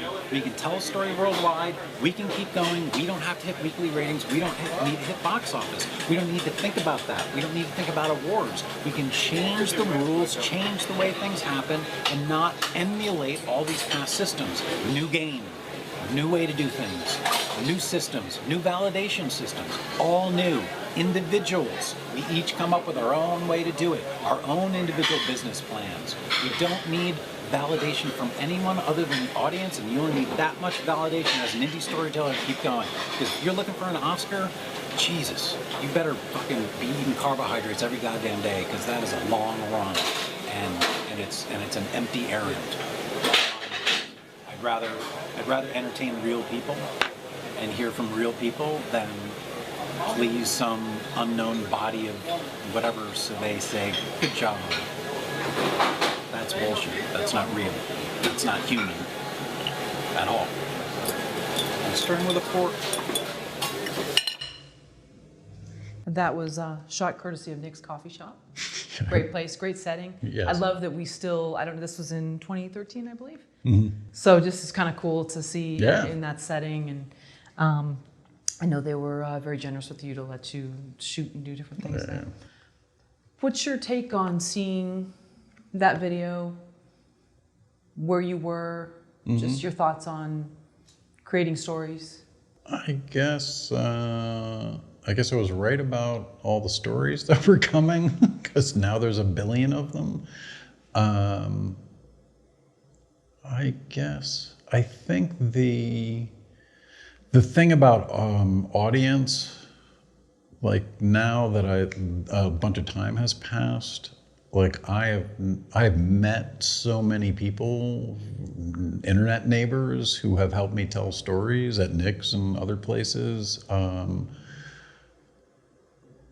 That's why the audience is their neighbors. I think that what I was saying about talking to the audience, I've been talking to the audience for years. And so when I'm telling a story, I'm thinking about people I know who will either see it or read it.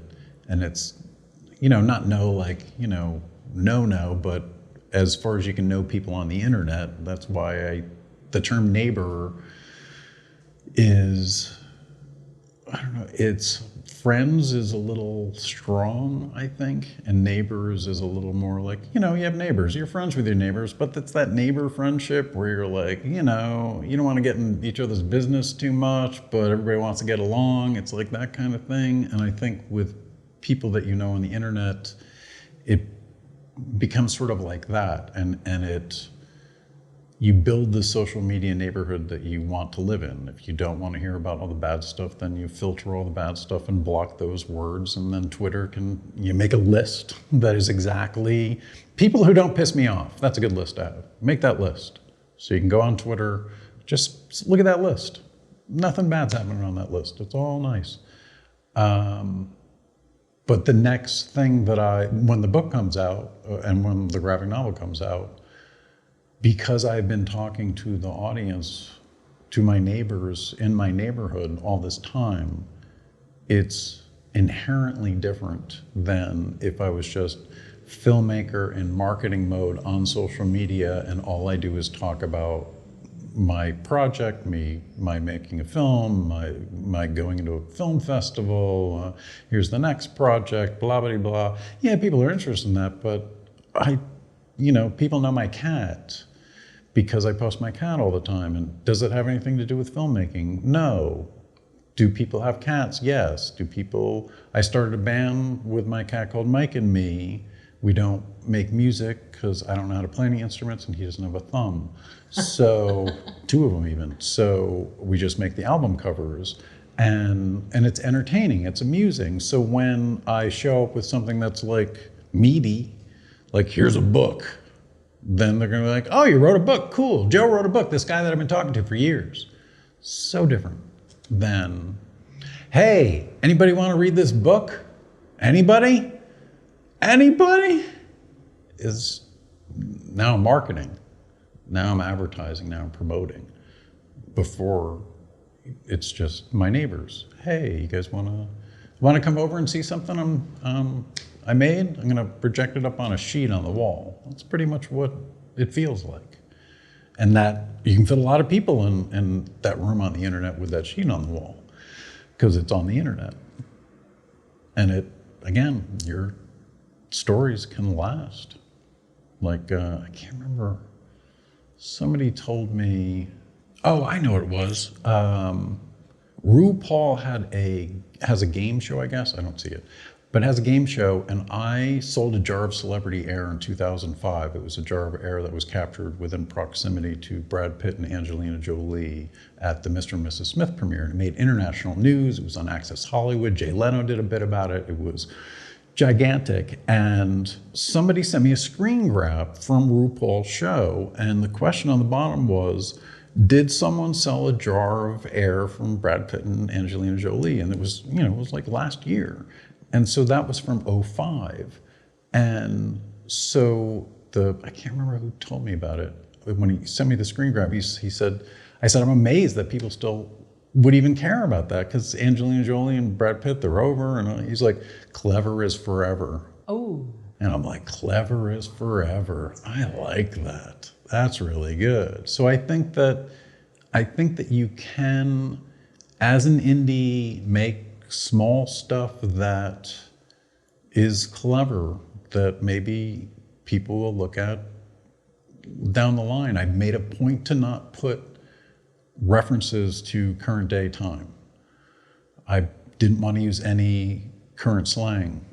I didn't want anything that would date it. So I made up my own slang. There's references to Happy Days. There's references to It's a Wonderful Life. Like, I pulled slang from everywhere because now it's its own world. It can't go bad. There's no reference to anything, because then people can go, oh, I remember when that happened. Oh, this is old. And if they never reference anything, there's no date on it. You don't know. They never say. That's why I think, the advantage to telling stories in the 80s now is because nobody had a cell phone. So you can't text. Now all your plot holes, because so many plot holes, I just text, the whole show's over because it's the 80s and I have this and I shouldn't have this. You need to talk to somebody across town? Like, okay. As opposed to driving to their house. Oh, they're not here. You stay here and wait, and then I'll go in there. no, totally different story. Clever as forever. Joe, do you still believe that there will be blue-collar storytellers, or have they already arrived? I think they're already here. I think that it's because whatever everything that's gone on online. There is not, when there were less movies being made, they were worth more money for everybody, and there were also less jobs for everybody. There's never been more acting jobs in the history of everything than right now. There's never been more writing jobs than right now. There's never been more directing jobs than right now. There's never been this much stuff made. So I think there's a ton of opportunities, in the industry, because there's so much being made, and when there's so much being made, it's mass is inherently blue collar. It's not white collar in that white collar like directors. Directors are sort of the white collar worker. When there's 50 of them, now it's just a bunch of people who direct stuff. So when you have all the TV shows, all the films, all the stuff that's online, add up all those jobs, add up all that, again, the guest star Emmy consideration performance number was 2,800 and something.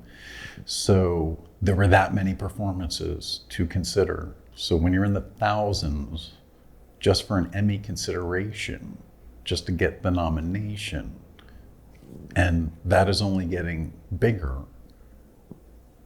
The star system, there's not going to be the star directors. There's going to be like a billion sort of smaller known directors, but I don't think there's going to be, a Martin Scorsese. I think there's going to be less of that because there's so much stuff. I think, there will be voices that will be, distinct and original and different, and there'll probably be more of those voices because more stuff's being made. But because it's just like bird's eye view. In the 70s, you made a movie, that's what people did. There was nothing else to do. You went to the movies, or you watched one of 3 networks, or you read a book, read a magazine, went for a walk. That was it. Now I can sit home and watch the history of film on YouTube if I want. It is ridiculous how much stuff is online. So saturation naturally displaces special. So special is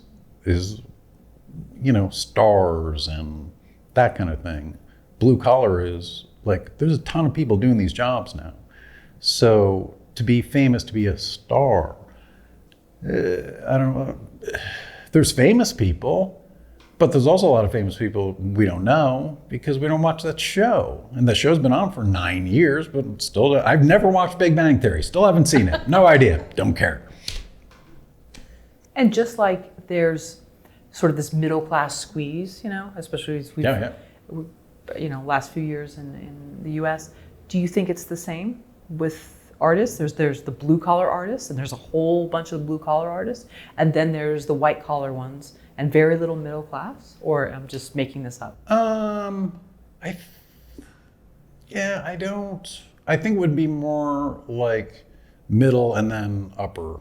Like I sort of feel like if you're working in the industry and making a living, most of the people who work on stuff are not, again, it's a temp gig.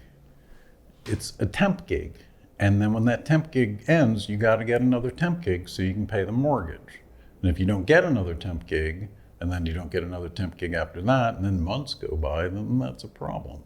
But I think there's going to be less stars, more famous people, not as famous. Because I've never seen this many actors in my life. I've never, even off the top of my head, even knowing. Just think of just the TV shows and movies you've seen in the last year, so much more than what would have been watched in previous years, because the delivery system is the internet, It's what everyone else is doing. It becomes habit. Then we're talking about it online. It becomes behavior. And that was the thing when you were trying to get people to change their behavior from watching a TV show at a certain time on a certain day, and then you were changing their behavior by, here's the entire season, watch it. And then that behavior changed. Like 10 years ago, all the web series people were saying, oh yeah, 5 minutes is too long. 5 minutes is way too long. No one's gonna watch 5 minutes. No one has time to watch 5 minutes. You're an idiot if you're making something. It should be 3 minutes. That's much time people have. And they were all wrong. Yeah, some people want to watch 3 minutes, but in terms of like an overarching philosophy on human behavior, no, wrong. What human beings will do is sit down and watch 12 hours of television because it's brand new and they want to be able to talk about Stranger Things at the office on Monday. New behavior. So remind me again what a blue collar artist is, the blue collar screenwriter, blue collar director. I guess blue collar is less known, less, more scrappy? not necessarily scrappy. I think it's literally just from saturation, because in the 70s, if you had the number of movies that came out in a year and the number of TV shows that came out in 1975, and you added them all up, and now everything that came out in 2018, and you added them all up, it would be a skyscraper and be a little two-story building. Here's 1975, here's now. All these movies and TV shows and actors. So when you have this much, I'm a director. Really, what did you direct? Well, there's only this much, because it's 1975, it's not that hard. Oh, you directed something? What did you direct? Everybody, there's a lot of stuff to pay attention to. When there's a lot, it becomes less special, less valuable, less. It becomes less because there's so much. You don't feel like it's like the kid who has one toy, and the kid loves that toy because the kid only has one toy.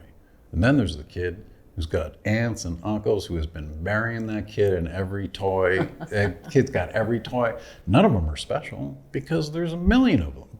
If you only have that one, that's special. So when you have, a handful of people who are allowed to make movies, and it's a bigger pile of people. There's way more, and it's less precious. It's less special. Honestly, no one gives a fuck about the Oscars. Not that they really gave a fuck that much before, but if you look at the reality of box office, Oscars are not catering to the public. They are catering to the Academy. Because, when the streaker came by, that was kind of... Well, that was too, yeah. But they were streakers. Yeah. But that idea of, it's an Oscar-winning special, it's scarcity. There isn't that scarcity. So if it's not scarce, if it's not special, if there's so much, then it turns into blue collar. It turns into, a lot of people are doing this at the factory. They're all making these things. So, blue collar, and they may make a living that is white collar. They may, their job may be, maybe they're not dragging cables around and that kind of thing. Maybe they're doing something, nicer, but it's less special. And I think it's good that that happened. I think it will make the industry better.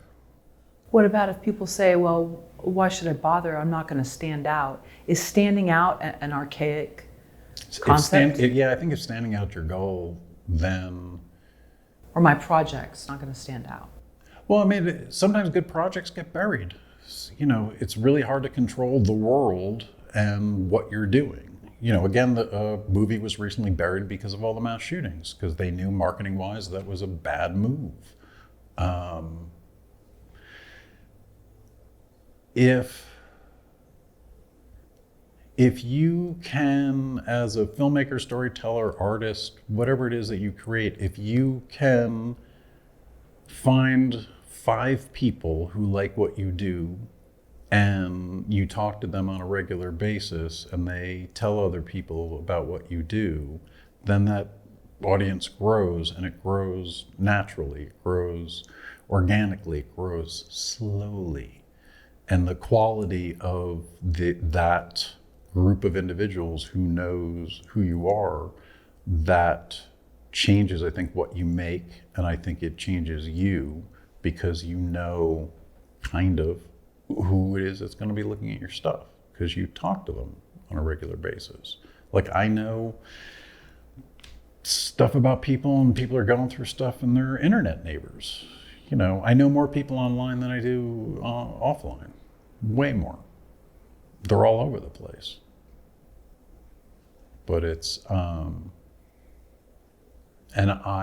you know, the we're all famous to a few people thing is the reality of saturation, is how many people does it take for you to be famous? How many people have to know who you are to be famous? The weatherman in Minneapolis is very famous in Minneapolis. He's gonna walk into an Applebee's and everybody's gonna go, the weatherman's here. That guy shows up in here, nobody gives a shit. They don't know who he is because he's famous in that little group, that little silo. It's like the huge band in the UK right now that none of us know because we're not in the UK, but they're huge over there. Wolf Alice? I don't know, but that's what I mean. There's always one. Yeah. The little silos, you know, all the Korean K-pop stuff, all that. That's that is true. another silo. Right. I do a live streaming music show on Wednesdays, and people stay up. I'm amazed. Like Netherlands, UK, like it's 2 o'clock in the morning. We do one show, and so people make requests from, essentially they tweet a YouTube link with a hashtag. All I do is follow the hashtag. I click on the YouTube link and I play their request, and then everyone listening votes. And if they don't like the song, then I stop the song.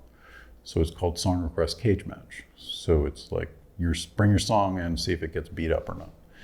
And so in Australia, someone requested something, and there was another Australian who was also on, and the two of them are going back and forth about the song, and they're going on and on and on about it. And I'm like, I've never heard of this song. I have no idea who this guy is. And they're like, oh, it was everywhere. And that's what I mean. Like those little tiny silos of, you know, it's like the people who are really into Game of Thrones, the people who are really into one particular comic book that nobody else, you know, and if you're not into it, you don't know about it. I was at a barbecue and some guy walked up to me. He's like, hey, do you watch Game of Thrones? I was like, no. All right, I can't talk to you. Do you watch Game of Thrones?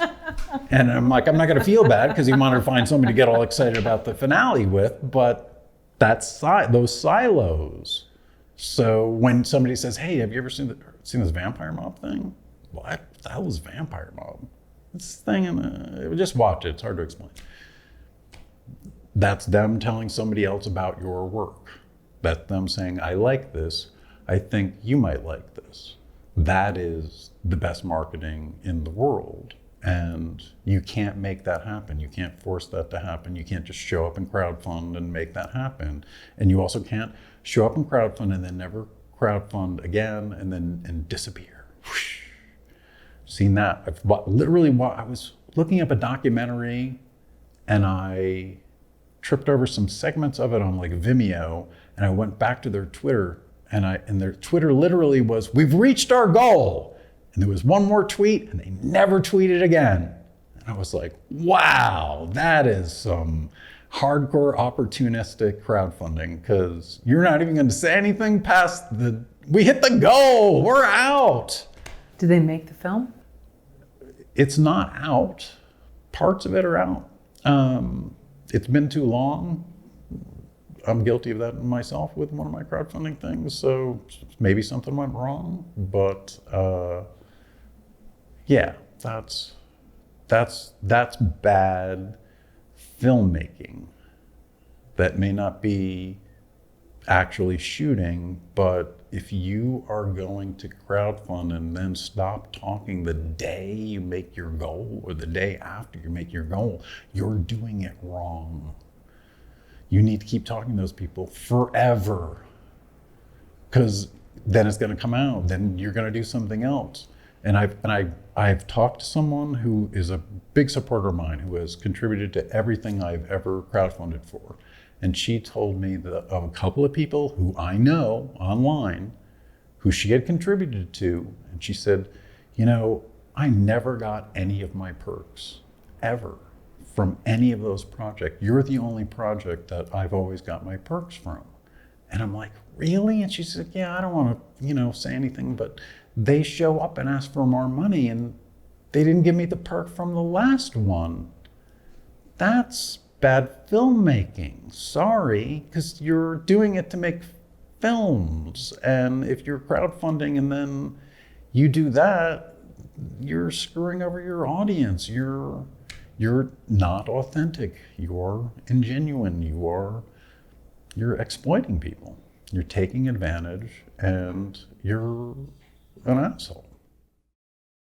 What's something about storytelling you wish that you had learned earlier in your career, or you wish you'd stuck to your guns on? Maybe people tried to talk you out of it. I guess I wish I knew how much more important character development was to writing. I don't think I developed the characters enough when I started writing. And I think that's where if I had known to take more time to develop the characters, I think I would have had less of a challenge in either the writing or the rewriting, especially the rewriting.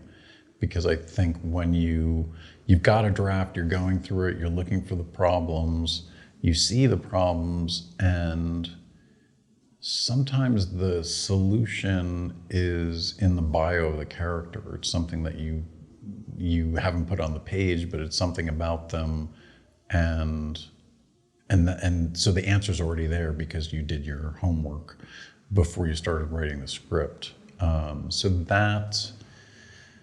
that's one thing I wish I knew. And in terms of sticking to my guns, I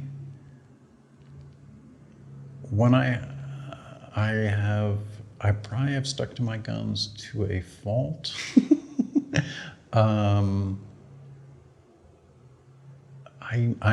One thing I'm really bad at is tolerating fools.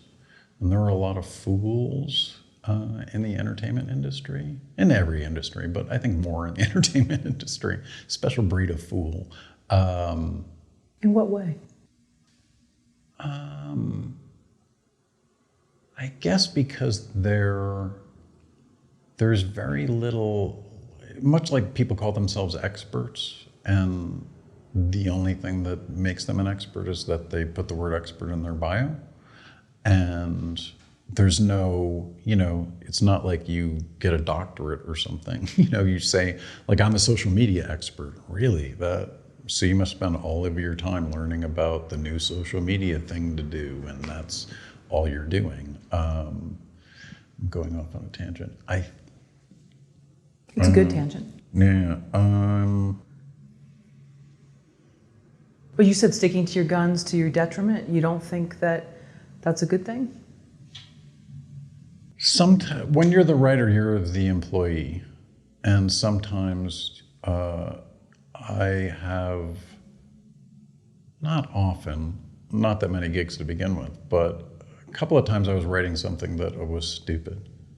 And I knew it was stupid, but the people who were producing the project, who brought me on, had success previously, and they were convinced this was going to be their next one, and I was the guy to do it, and it was a horrible idea that I explained to them why it was a problem. And the main character wasn't likable in a way that would never make the audience care about the character.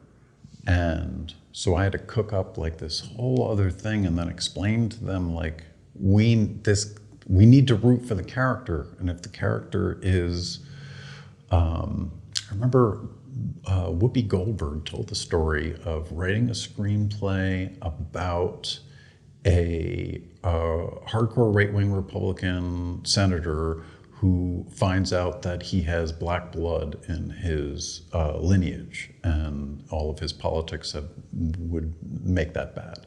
And I can't remember who she went to for advice, and the person gave them the advice, yeah, just throw it out. And they were like, this is a great idea, we have a lot of interest, and people are, yeah, who cares? who cares what happens to this Republican guy? He's a bad person who discovers that he's an even worse person. Like, why are we going? And these two producers, their argument was, well, you know, Bill Murray in Groundhog Day, he's very unlikable. I'm like, yeah, your main character's female. So name me one mainstream comedy that has an unlikable female lead in the history of film. And nobody could come up with one, because it doesn't work. You have to have, there has to be a reason. And Bill Murray is Bill Murray. So you already have, you know, that character. If that was an unknown, and being unknown with all unknown cast, that movie would be a harder read, because he makes that character fun and likable. And another actor might not be able to do that as well. Yeah, it was a horror. And the thing is, it was a horrible idea, and to the best of my knowledge, it's never been made. Not surprising. So you're saying that working on characters, fleshing them out, backstory, was something you wished you had learned earlier? Because you said before that you would go on this legal pad. Yeah, so that must have been. Well, that was something I learned. Yeah, when the first screenplay I wrote was based on a real life situation that I cooked the story around. It wasn't comedy, and it wasn't. It was based on a hit and run that I was stopped from photographing by the police, and it was a cover up. And so that the character, it was all plot. It was very little character, and it was just a House of Cards plot too, because that's what, you know, when you build up this sort of mystery and you have this House of Cards, and you like, oh, I need to change that one thing because that's not going to work, and then you realize that that is connected to all these other things. And I'm like, oh, if I change this, then I have to rewrite everything. That is a nightmare. If I had the characters already cooked more, then it would be, I think, easier to go into the character bio and the character mind and look at the plot from that point of view, rather than being sort of like, God, here's the plot, here, do something. Come on, character, do something. Doesn't work. So it was something I learned, and that's where the legal pad came from, because then it was like, I can scribble, I can write whatever I want, none of this matters, no one's ever even gonna see this. And that's the other thing to keep in mind, is when you're writing, no one's gonna see it until you show it to them. Enjoy that. But we want to show it to them. Oh, you want to show it to them, but enjoy it when you have it, because when it goes out for notes, it's something else, and then it goes out for more notes, and it gets torn apart, and it's only yours when you're writing it. And then you give it, and then and it comes back, and you write it and glue it back together, and how's this? Do it again until everyone's happy, most likely except you. At least that's been my experience. How long have you been in Los Angeles? 22 years. And in a couple of months, a month? A couple months, I'm leaving forever. Not by choice, but some family members need some help, and my wife and I are going to be that help. So I'm leaving Los Angeles, the place I've lived the longest, actually, my whole life. So how does that feel to you? Is it sort of like you're seeing those years flip by in your mind, like on a TV show, like it's?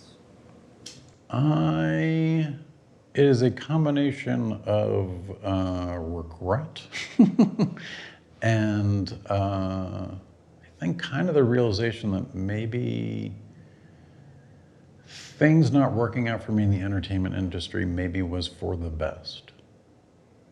Because I think the timing of how, if the success came the way I thought it was going to come at the time that I thought it was going to come, when spec sales were huge and people made money fast, I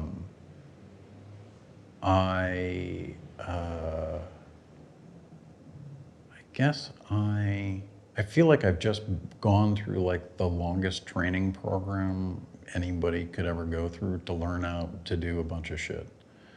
I didn't know how to direct or write or act or do stand-up the way I do now from having done it. Sitting down to write a book, having done all these different things, made the writing easier and better and all that stuff because I've been doing it. I wanted to come here and be successful and buy my wife a house. Didn't happen. So when things don't work out the way you want, then you improvise, adapt, and overcome. And that's what I'm gonna do. I'm moving to Albany, New York, which is not a entertainment capital that I know of. But locations will be easier to get. I do have a line on actors. Play shorts is something I can continue doing. Great. Graphic novel has, I don't know how many more issues in it. I guess I had a lot of fun. I met a lot of people. Some of it was not fun. But I guess overall, I wouldn't have done it any other way because I had to know what was going to happen. You said regrets earlier. Oh, yeah. What were the regrets? Oh, God. Too many to number. I guess I should have tolerated some fools more. And yeah, a bunch of stuff. But aren't you glad that, forgive me, I don't know where you were before you went to Boston? Or if I was you were in still Boston, yeah. Okay, but were you still in, what if you had stayed in upstate New York or gone back, I don't know, what your travel line was, and you worked for a company and they pushed you out the door because they're hiring people from somewhere else or they're closing that plant or something. Yeah. So that essentially happened to the company that I was working for in Boston. I was very lucky that the company I had a day job with in Boston had a company out here. So when I said, I'm moving to Los Angeles, so if you guys want me, that's where I'm gonna be. And they were like, you can work in the other company's office for Boston. So I had a job that I flew with, so that was great. And then they pulled the plug on the company, fired everybody. Well, once I got out here. But what was the question? So I guess the question is, what if you hadn't come here? Wouldn't you be more regretful for because you're still with your wife? Oh yeah. And I'm not trying to get too personal, but I mean, some people don't. Oh yeah, trust Everything me. falls apart, you know what I'm saying? I know people have died, in pursuit of this. Some people died from suicide. Some people died from drugs, overdose. Some people died from lifestyle, you might say. And I guess what I didn't know, and there's no way you really could know, like I did stuff in Boston and it, was done live. There's no, there's video of it, but most of the time it was theater. It was something that was done for a live audience, and that's what it was meant to do. And then when it was over, it ended, and that was it. It didn't exist anymore, except for in the minds of the people who saw it. I've heard from people who remember the stuff I did in the 90s when I was in Boston, performance art stuff, installation art, and like all that stuff is gone. None of it exists anymore. But they remember it. And, if you make a movie and it's successful and a lot of people see it and they'll remember it, sometimes movies become a part of people's lives. They buy the DVD, they watch it on a regular basis. It's something on in the background. It's the movie they go to when they're feeling shitty. That is something I sort of got to experience with Vampire Mob, that, I did have people contact me who said that they, life wasn't great and they were kind of down and they enjoyed the humor and the characters and the story, and it gave them some place to go for a while. And that's why I feel like to some degree storytelling is a service. You are in service of other people. Stories are for other people, and that's who you're creating for. I mean, you could create for yourself, but if they don't see it, then it doesn't exist. What do you think that you should have tried more of? Or maybe there's nothing? You know, I changed directions a bunch of times. When things weren't going right, I'm like, you know, when things with acting and stand-up weren't going great, and I was looking at writing, screenwriting, and I hadn't written anything, and I'm like, oh man, do I have a learning curve? And I'm like, I gotta back off everything else, take classes, really focus on screenwriting and learn everything that I can about it. And I've lost the question again. What do you think that maybe you should have tried more of? I guess I probably should have,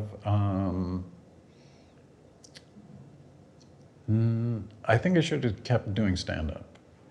I think I should have kept spreading myself out thin the way I was and finding ways to deal with that chaos, which I enjoyed to some degree.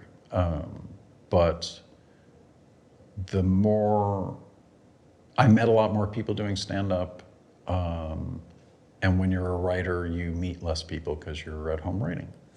And I was in a few writers groups, and they were always a nightmare. It was almost like competitive notes. Like, oh yeah, you didn't like my screenplay? Wait till I give you notes on yours. It was garbage. I remember one screenplay that this guy wrote, and it had very specific terminology to the X Games, to all these special things you do on a skateboard and a BMX bike and all this stuff. And I'm reading it and I'm like, yeah, I don't know what any of this is. And he's like, well, that's the language that they use. That's the thing. I'm like, yeah, but what does that mean? What do they do? Well, all you have to do is say that and people know what it is. Yeah, but the person at the reading, at the studio, the agent, they're not gonna know this. Oh, I'm sorry, I'm telling you information you don't want to hear. So this isn't feedback, you just want to be told this is good. You don't want to make it better, you just want to, and then when it was time for my screenplay to be read, he just was like, anything he could find. And you know, I know what good feedback is and what is not good feedback, and that was revenge feedback. What advice would you give to someone else leaving Los Angeles? I wouldn't give them any advice, I guess. Yeah, I kind of, sometimes advice is just someone else's version of the way they think things should work, and it's just another obstacle. Your expectation is being managed by someone else's experience, and their experience isn't necessarily what's going to be your experience. So the advice has no value, because the way I did it, the way you did it is, and that was, I think, one of my problems was that I saw how other people made it, and I was trying to do it the way they did it. I was, okay, so you do this, and then you win a contest, and then you get a manager, and then you go out, take a script out, and then you sell it. And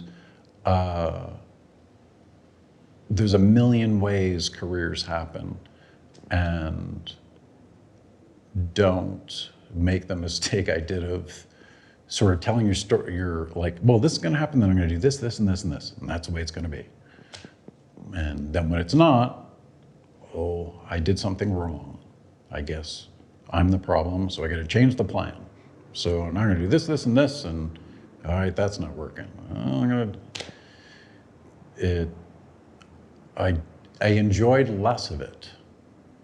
I missed out on a lot because I was working so hard to try to make it. What did you miss out on? Oh, Birthdays, vacations, seeing the outside world, friendships, a lot. A lot.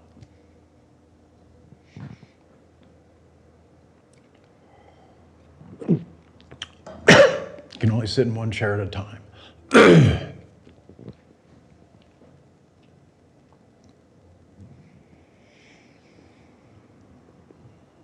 What does success look like to you?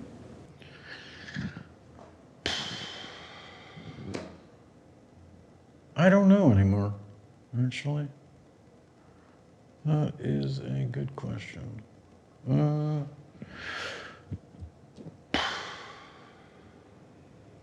Nothing to do with the entertainment industry. Yeah. Well, you'll still be able to make stories, Oh, yeah. and now you might have a pool of people that Oh, sure. aren't going to be, you know, there's going to be access to talent up there as well. Yeah. And maybe something new will come from it. And it'll be a new definition of, because I think being here, we're so clouded by not the middle class version of success. Oh, yeah. But this like astronomical thing that Yeah. I don't even know if those people are happy. We don't know that. We don't know if that's. I have met a lot of people who were wealthy and successful and miserable. I remember talking to somebody they were working on a basic cable show and a network show at the same time. And they were complaining that the basic cable show didn't send a driver and the network show did. It was, why doesn't the basic cable show send a driver? And it was just like, I'm in the back of my mind going, you know how many fucking people would like to have that fucking problem? Not having the basic cable show send a driver? Oh, you have to drive yourself to your job that you get? Poor you. You're breaking my heart. It's like listening to people who, like social media experts who complain about traveling. They're like, oh my God, it's so hard to travel from conference to conference and miss flights and all the rest of it. Really? Get up on a roof and do some roofing in August in Los Angeles. Get the smell of tar up in your nose and then tell me how hard it is again to sit in an airport. Really? Is it really that hard to sit in an airport? Sorry. Sorry you have to sit so long. Sorry that's such hard work for you. Sorry you're not at the hotel where you're supposed to be at the right time. Again, get on a fucking roof in fucking August with the smell of tar in your nose and tell me again how hard it is that you work. Writing's not hard. None of this shit is hard. None of this shit is roofing in August in Los Angeles. Anytime you think you're working hard, think, oh, well, you know what? I'm not on a roof in 95 degrees with tar up my nose. That's hard work. All the rest of this, I worked hard, but I didn't do roofing for the last 22 years. I was indoors. It was not hard work. I've seen hard work. I've been around hard work. I've done hard work. None of this shit is hard work. Hard work is a bunch of 18-hour days on set, day after day after day. That is hard work. Hard work, gaffers do hard work, electricians do hard work, carpenters do hard work. Actors, less so. Directors, less so.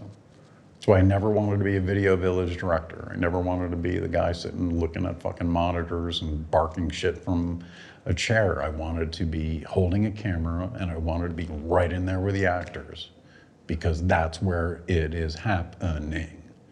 And if I didn't know how to run a camera, then I couldn't have done that. So I learned how to run a camera so I could do that. And I'm a better director because I run camera, because I'm there. I'm with the actor. The actor's looking at me, the director, who's operating the camera that's pointing at them. Completely different experience than the guy over in the corner who's barking stuff back or gets up, walks over, says something, walks back.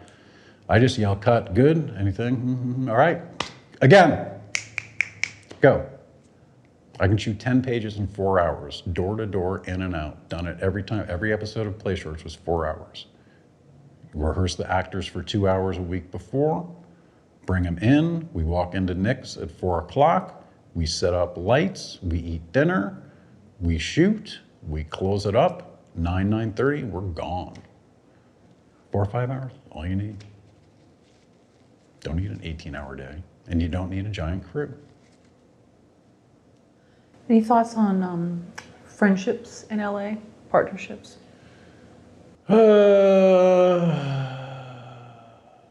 Friendships in LA are, sometimes friendships are based on projects. There's a lot of project friendships. Like you work on a project and everybody's friends and you can know each other forever, and then the project ends and you never see each other again.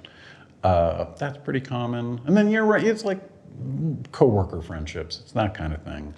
I think it is harder to have, or at least it was, I found it harder to have more meaningful friendships just at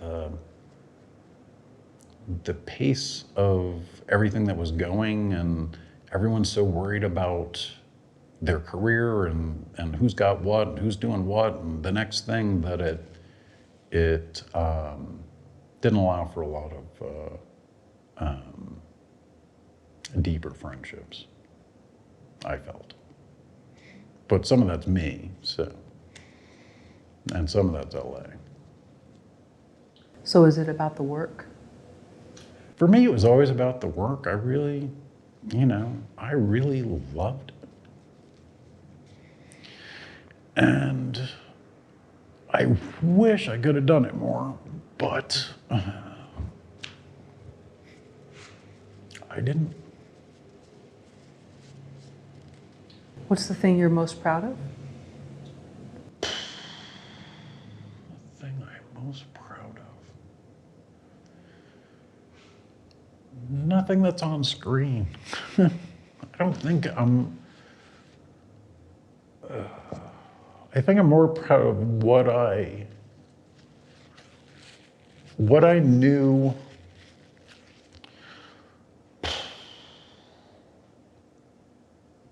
that I got through it, I guess.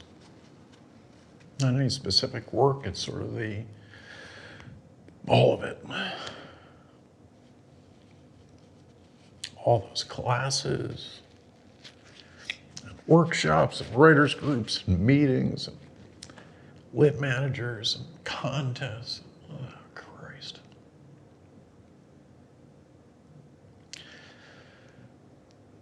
I could have made a lot more money doing something else, but it wasn't. I moved out of here for the money because I was doing, the nonprofit art thing in Boston, and there's something about making art when you know it's not going to make you any money. That is different. When, people, I paint and I put up in a gallery and people pay me thousands of dollars. Yeah, most painters don't have that. Most painters they got a lot of paintings and that haven't sold. And I think when I did an installation that had 27 TVs in it, and things were run by motion detectors, and there were VCRs and slide projectors, and took up a giant room, and it took me 50 hours to put it up, and I had help, and I was in that gallery for a week and almost slept on the floor one night. I was there so long, and I knew I wasn't gonna make a dime from it. Knew it cost me money to do it, knew I wasn't gonna make a dime, but I had to do it. I had to make it. It was the first thing I ever made. It was huge. And I showed it once. I never showed it again. And that thing changed everything. If I didn't do that thing, I wouldn't be sitting here talking to you right now. Because I know the dominoes that went over because of that one thing I made. So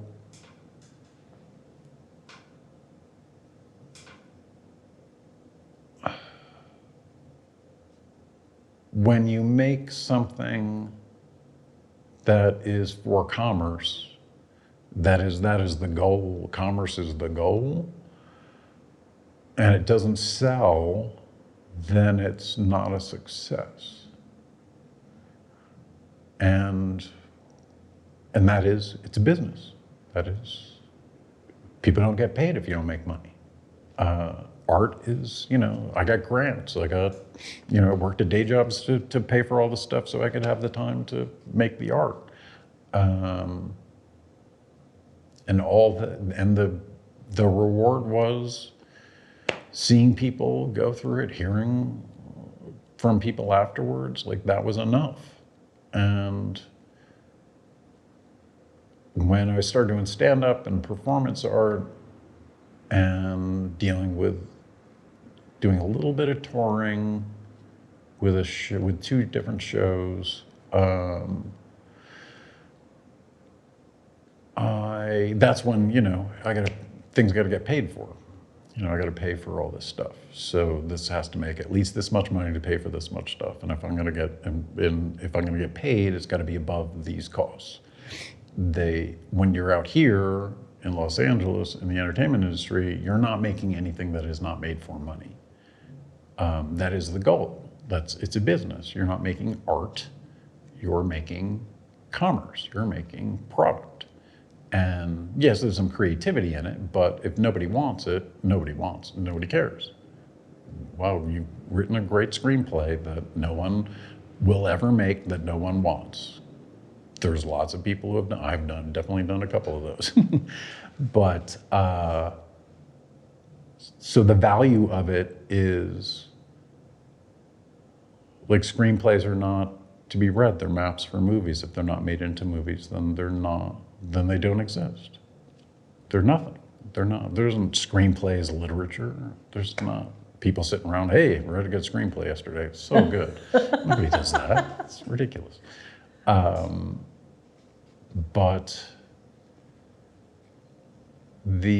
I think the thing with the internet neighbors who have a response to my work is similar to seeing human beings have a response to my work in a gallery. And I started as a photographer, so it was just a picture on a wall or in front of them or in a newspaper or magazine. And then when it was installation, I surrounded the viewer. Sound, light, images, physical objects, a structure that changed the space. And then I started doing performance art because the same thing, I could control, they were sitting there, I was sitting here, and I could create something that it could happen together. And you would experience it your way, and we're all here together. And this is what's happening. And yeah, you paid a ticket to get in here, but it's barely going to cover the cost of doing this fucking show. That is very similar to when I make shorts and I put them online and I hear from people who saw them. It's the value is the experience that you're creating for someone else in whatever media. So, stand-up comedy, your job is to make people laugh. So that's your job. If you're telling somebody a story, it's a funny story, not a funny story, it has to keep them amused and engaged and interested. And when it's art,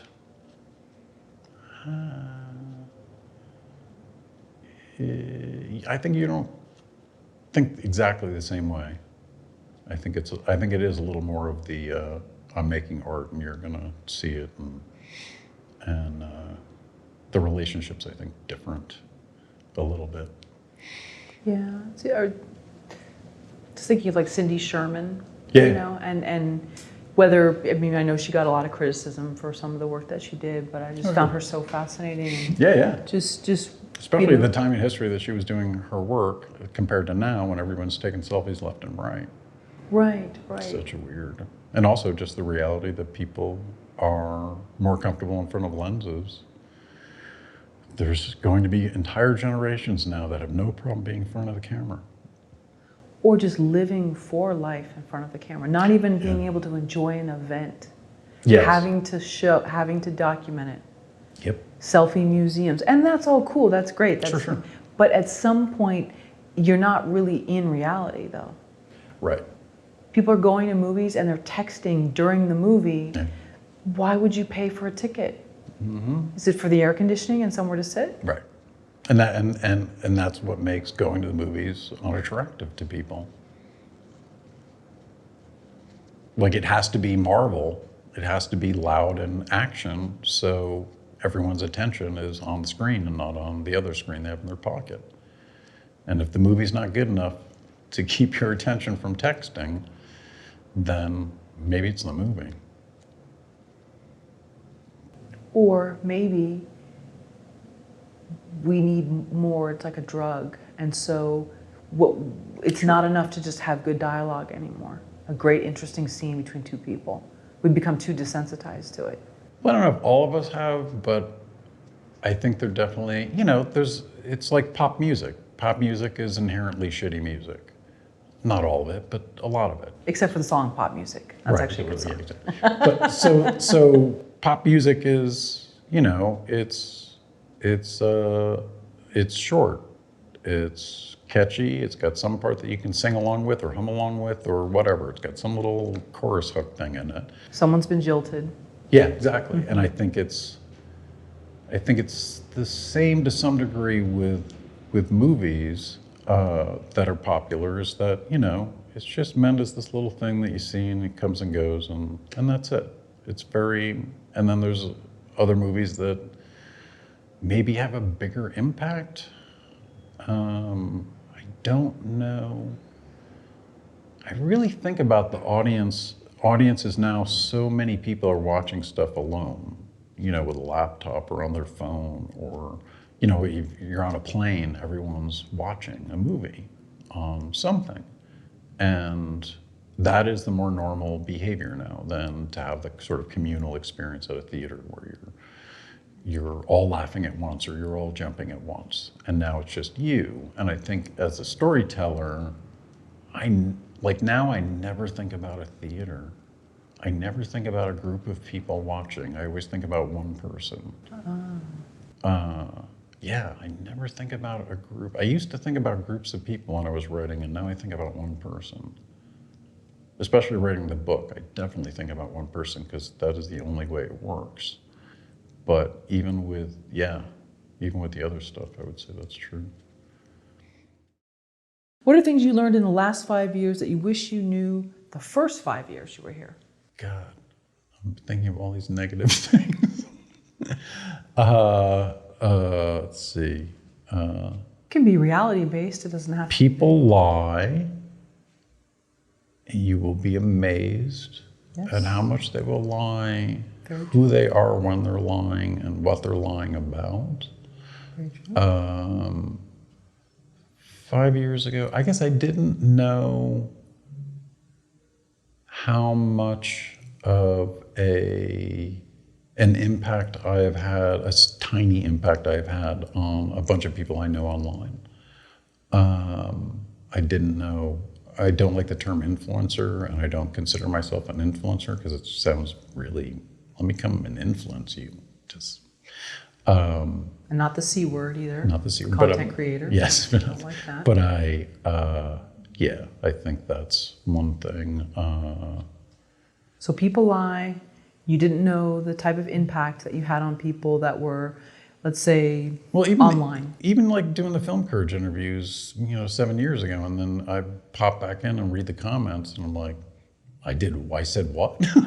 I did what? Really? Wow, I'm glad I inspired you, but man, it's very nice, but I didn't know I could do that ever.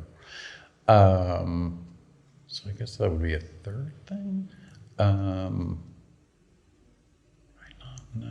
I did not know how fucked up the country was.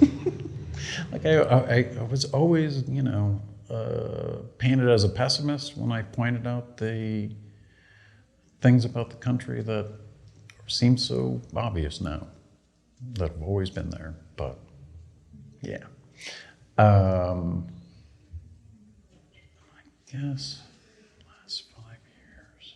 I think that's 3.5, 4. I guess I didn't know that people would like my cat so much online. I didn't know. He's great. That's something I didn't know that I wish I knew. I would have made my cat much more of a prominent figure in my work. But it's cool to see. Sorry to interrupt, but the two of you together, though, it's not just your cat. I mean, Mike's adorable, and is great. You know, takes a great photo. But it's my photography professors would be like, "What are you doing?" Like literally, I remember one class who was like, "I do not want to see any pictures of cats or wrought iron fences. Those are the two things I do not want to see in this class." And now I'm just taking cat pictures. But it's the two of you together, and you did something about like investigating some kind of catnip ring.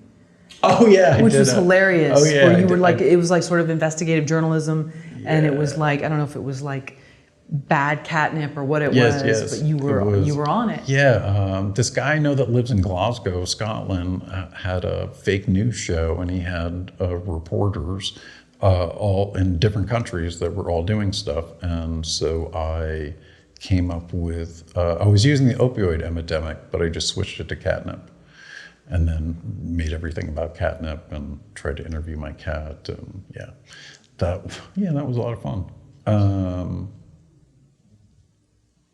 I guess I wish I knew how much more important having fun was. Like fun doing the work.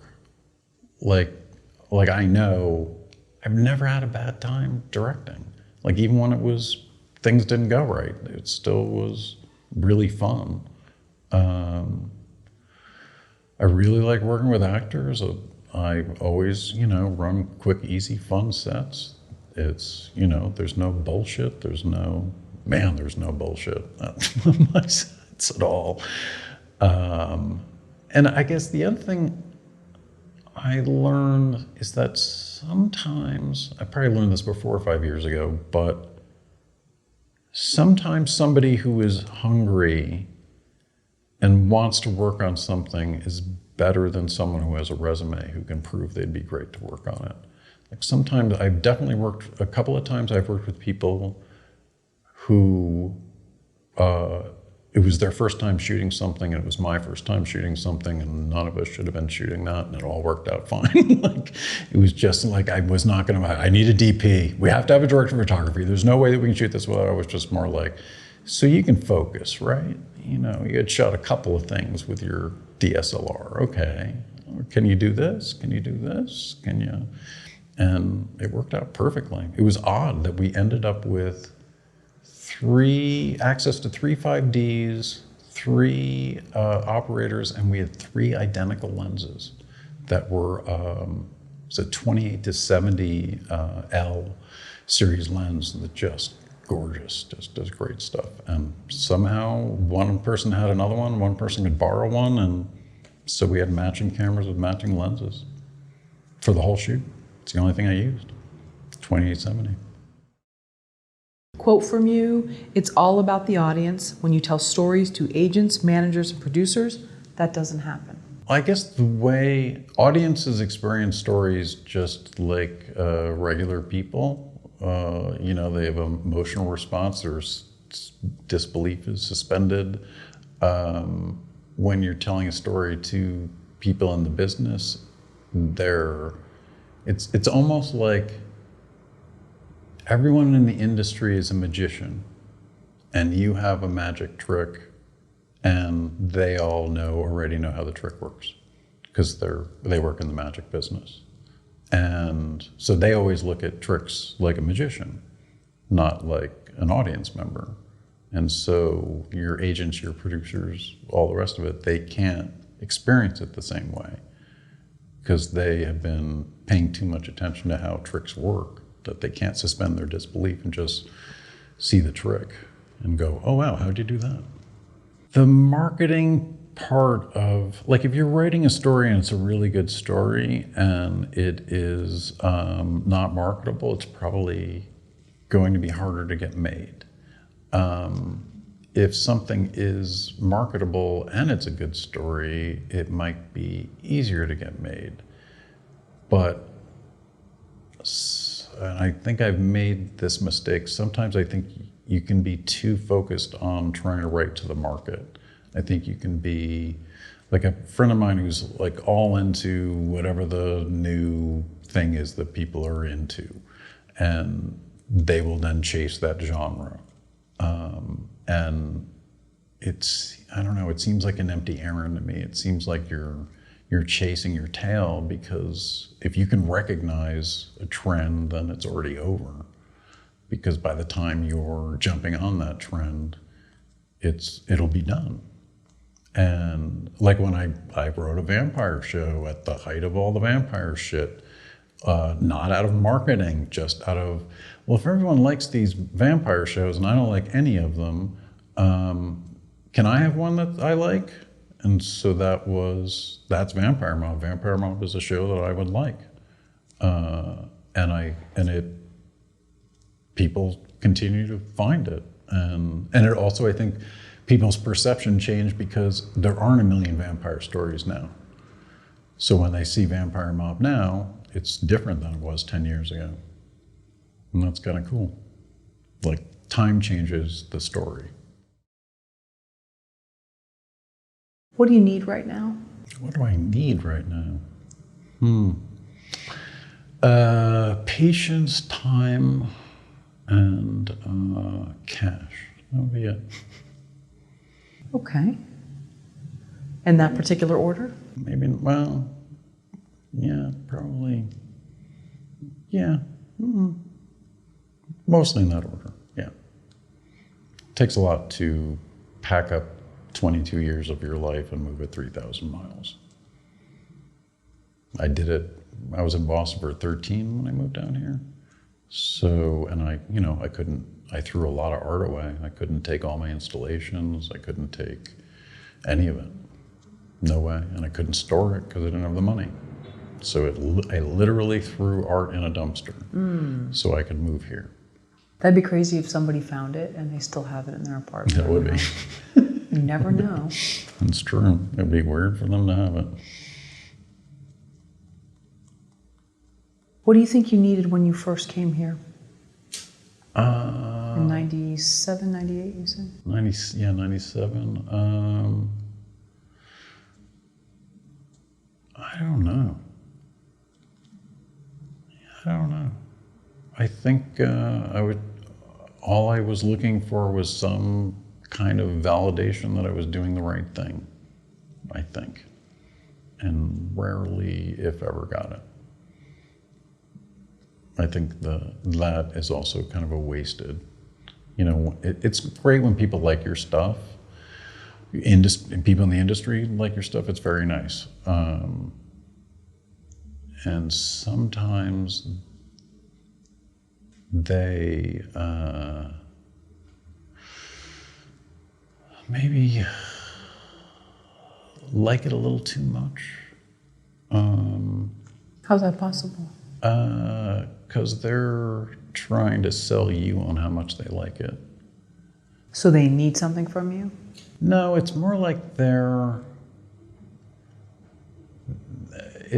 telling you how great you are sometimes. Not everybody, but I've had a few times where trying to zero in on this. Yeah, I lost it. Is it because they want to be cast in your next project? I mean, that is a reality. No, I'm taking more like when a manager talks, like a lit manager talking up your project to you to try to essentially don't believe the hype. Like sometimes I've had a couple of managers who, and that's part of their job, they want to keep you psyched and that's nice, but try not to believe the hype. Whether it's the hype that they're like hyping you. They're like, it's gonna do this and it's gonna do that, and that's all great, but if you really believe it, you're going to be gravely disappointed. And I think that's the hard thing when when people move out here, it's like, you give up a lot and the industry becomes your most important relationship and everything. That's the first thought in your head and everything else comes in second. And That's not the way everybody does it. That's the way I did it. Because I was just I'm like, I'm going to make this work. I'm going to make this. I'm going to force this to happen. And I couldn't force it to happen. And then after a while, it wasn't fun. And then when it wasn't fun, and I'm just going to do my own shit. And I had more entertainment industry meetings when I ignored the entertainment industry than when I didn't. Because people treat you differently when you make stuff. When you're a writer, it's just, oh, you got some stuff on a paper, good for you, isn't that nice? But when you make stuff, and people, oh, you're a director, oh, you actually wrote and directed and you made something, people treat you differently. It's a totally different vibe than, here, I have this, I'm gonna make this, oh, good.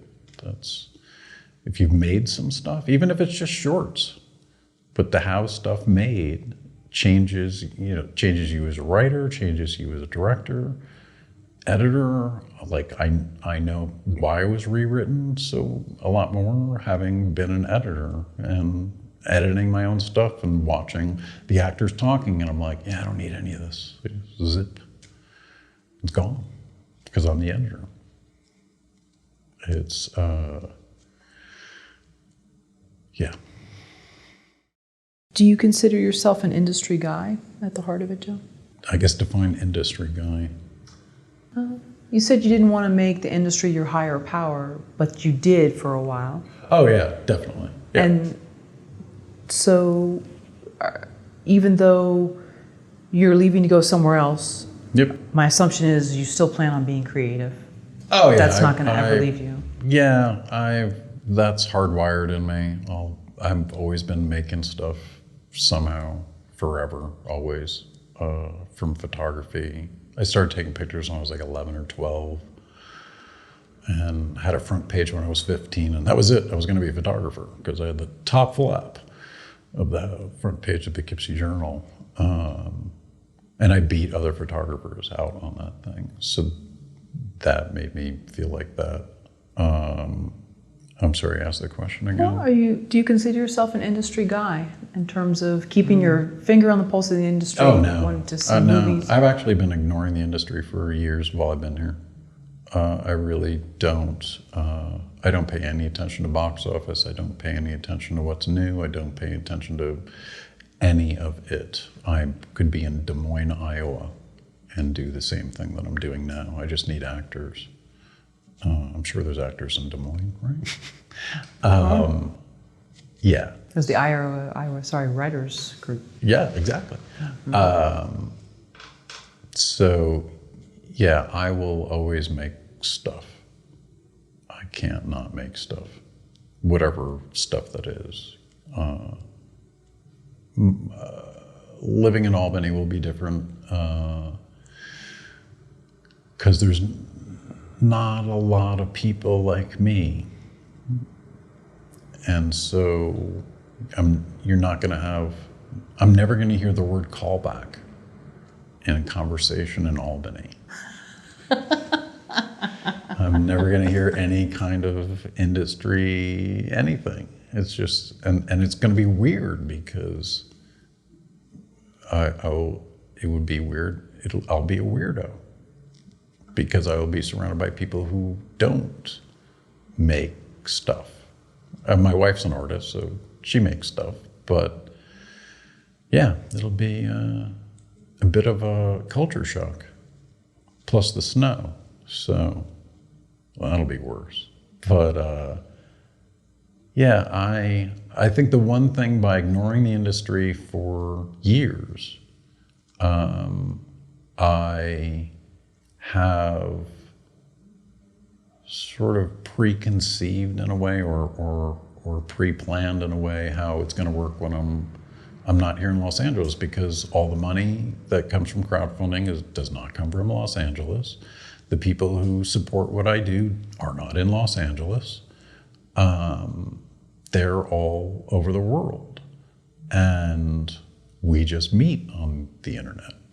So it doesn't matter where I am because we meet on the internet. That's my neighborhood. So that's where I meet my neighbors. That's where I show my neighbors the work I make. So to them, I won't move. To most people, it'll be like, oh, you just have a different background for the cat pictures, but otherwise, be exactly the same. And I haven't put a short out in 3 years, 4 years now. So I have to get back and, oh no, I did Clyde Dates. All right, maybe I did that. I can't remember when I did Clyde Dates Bonnie.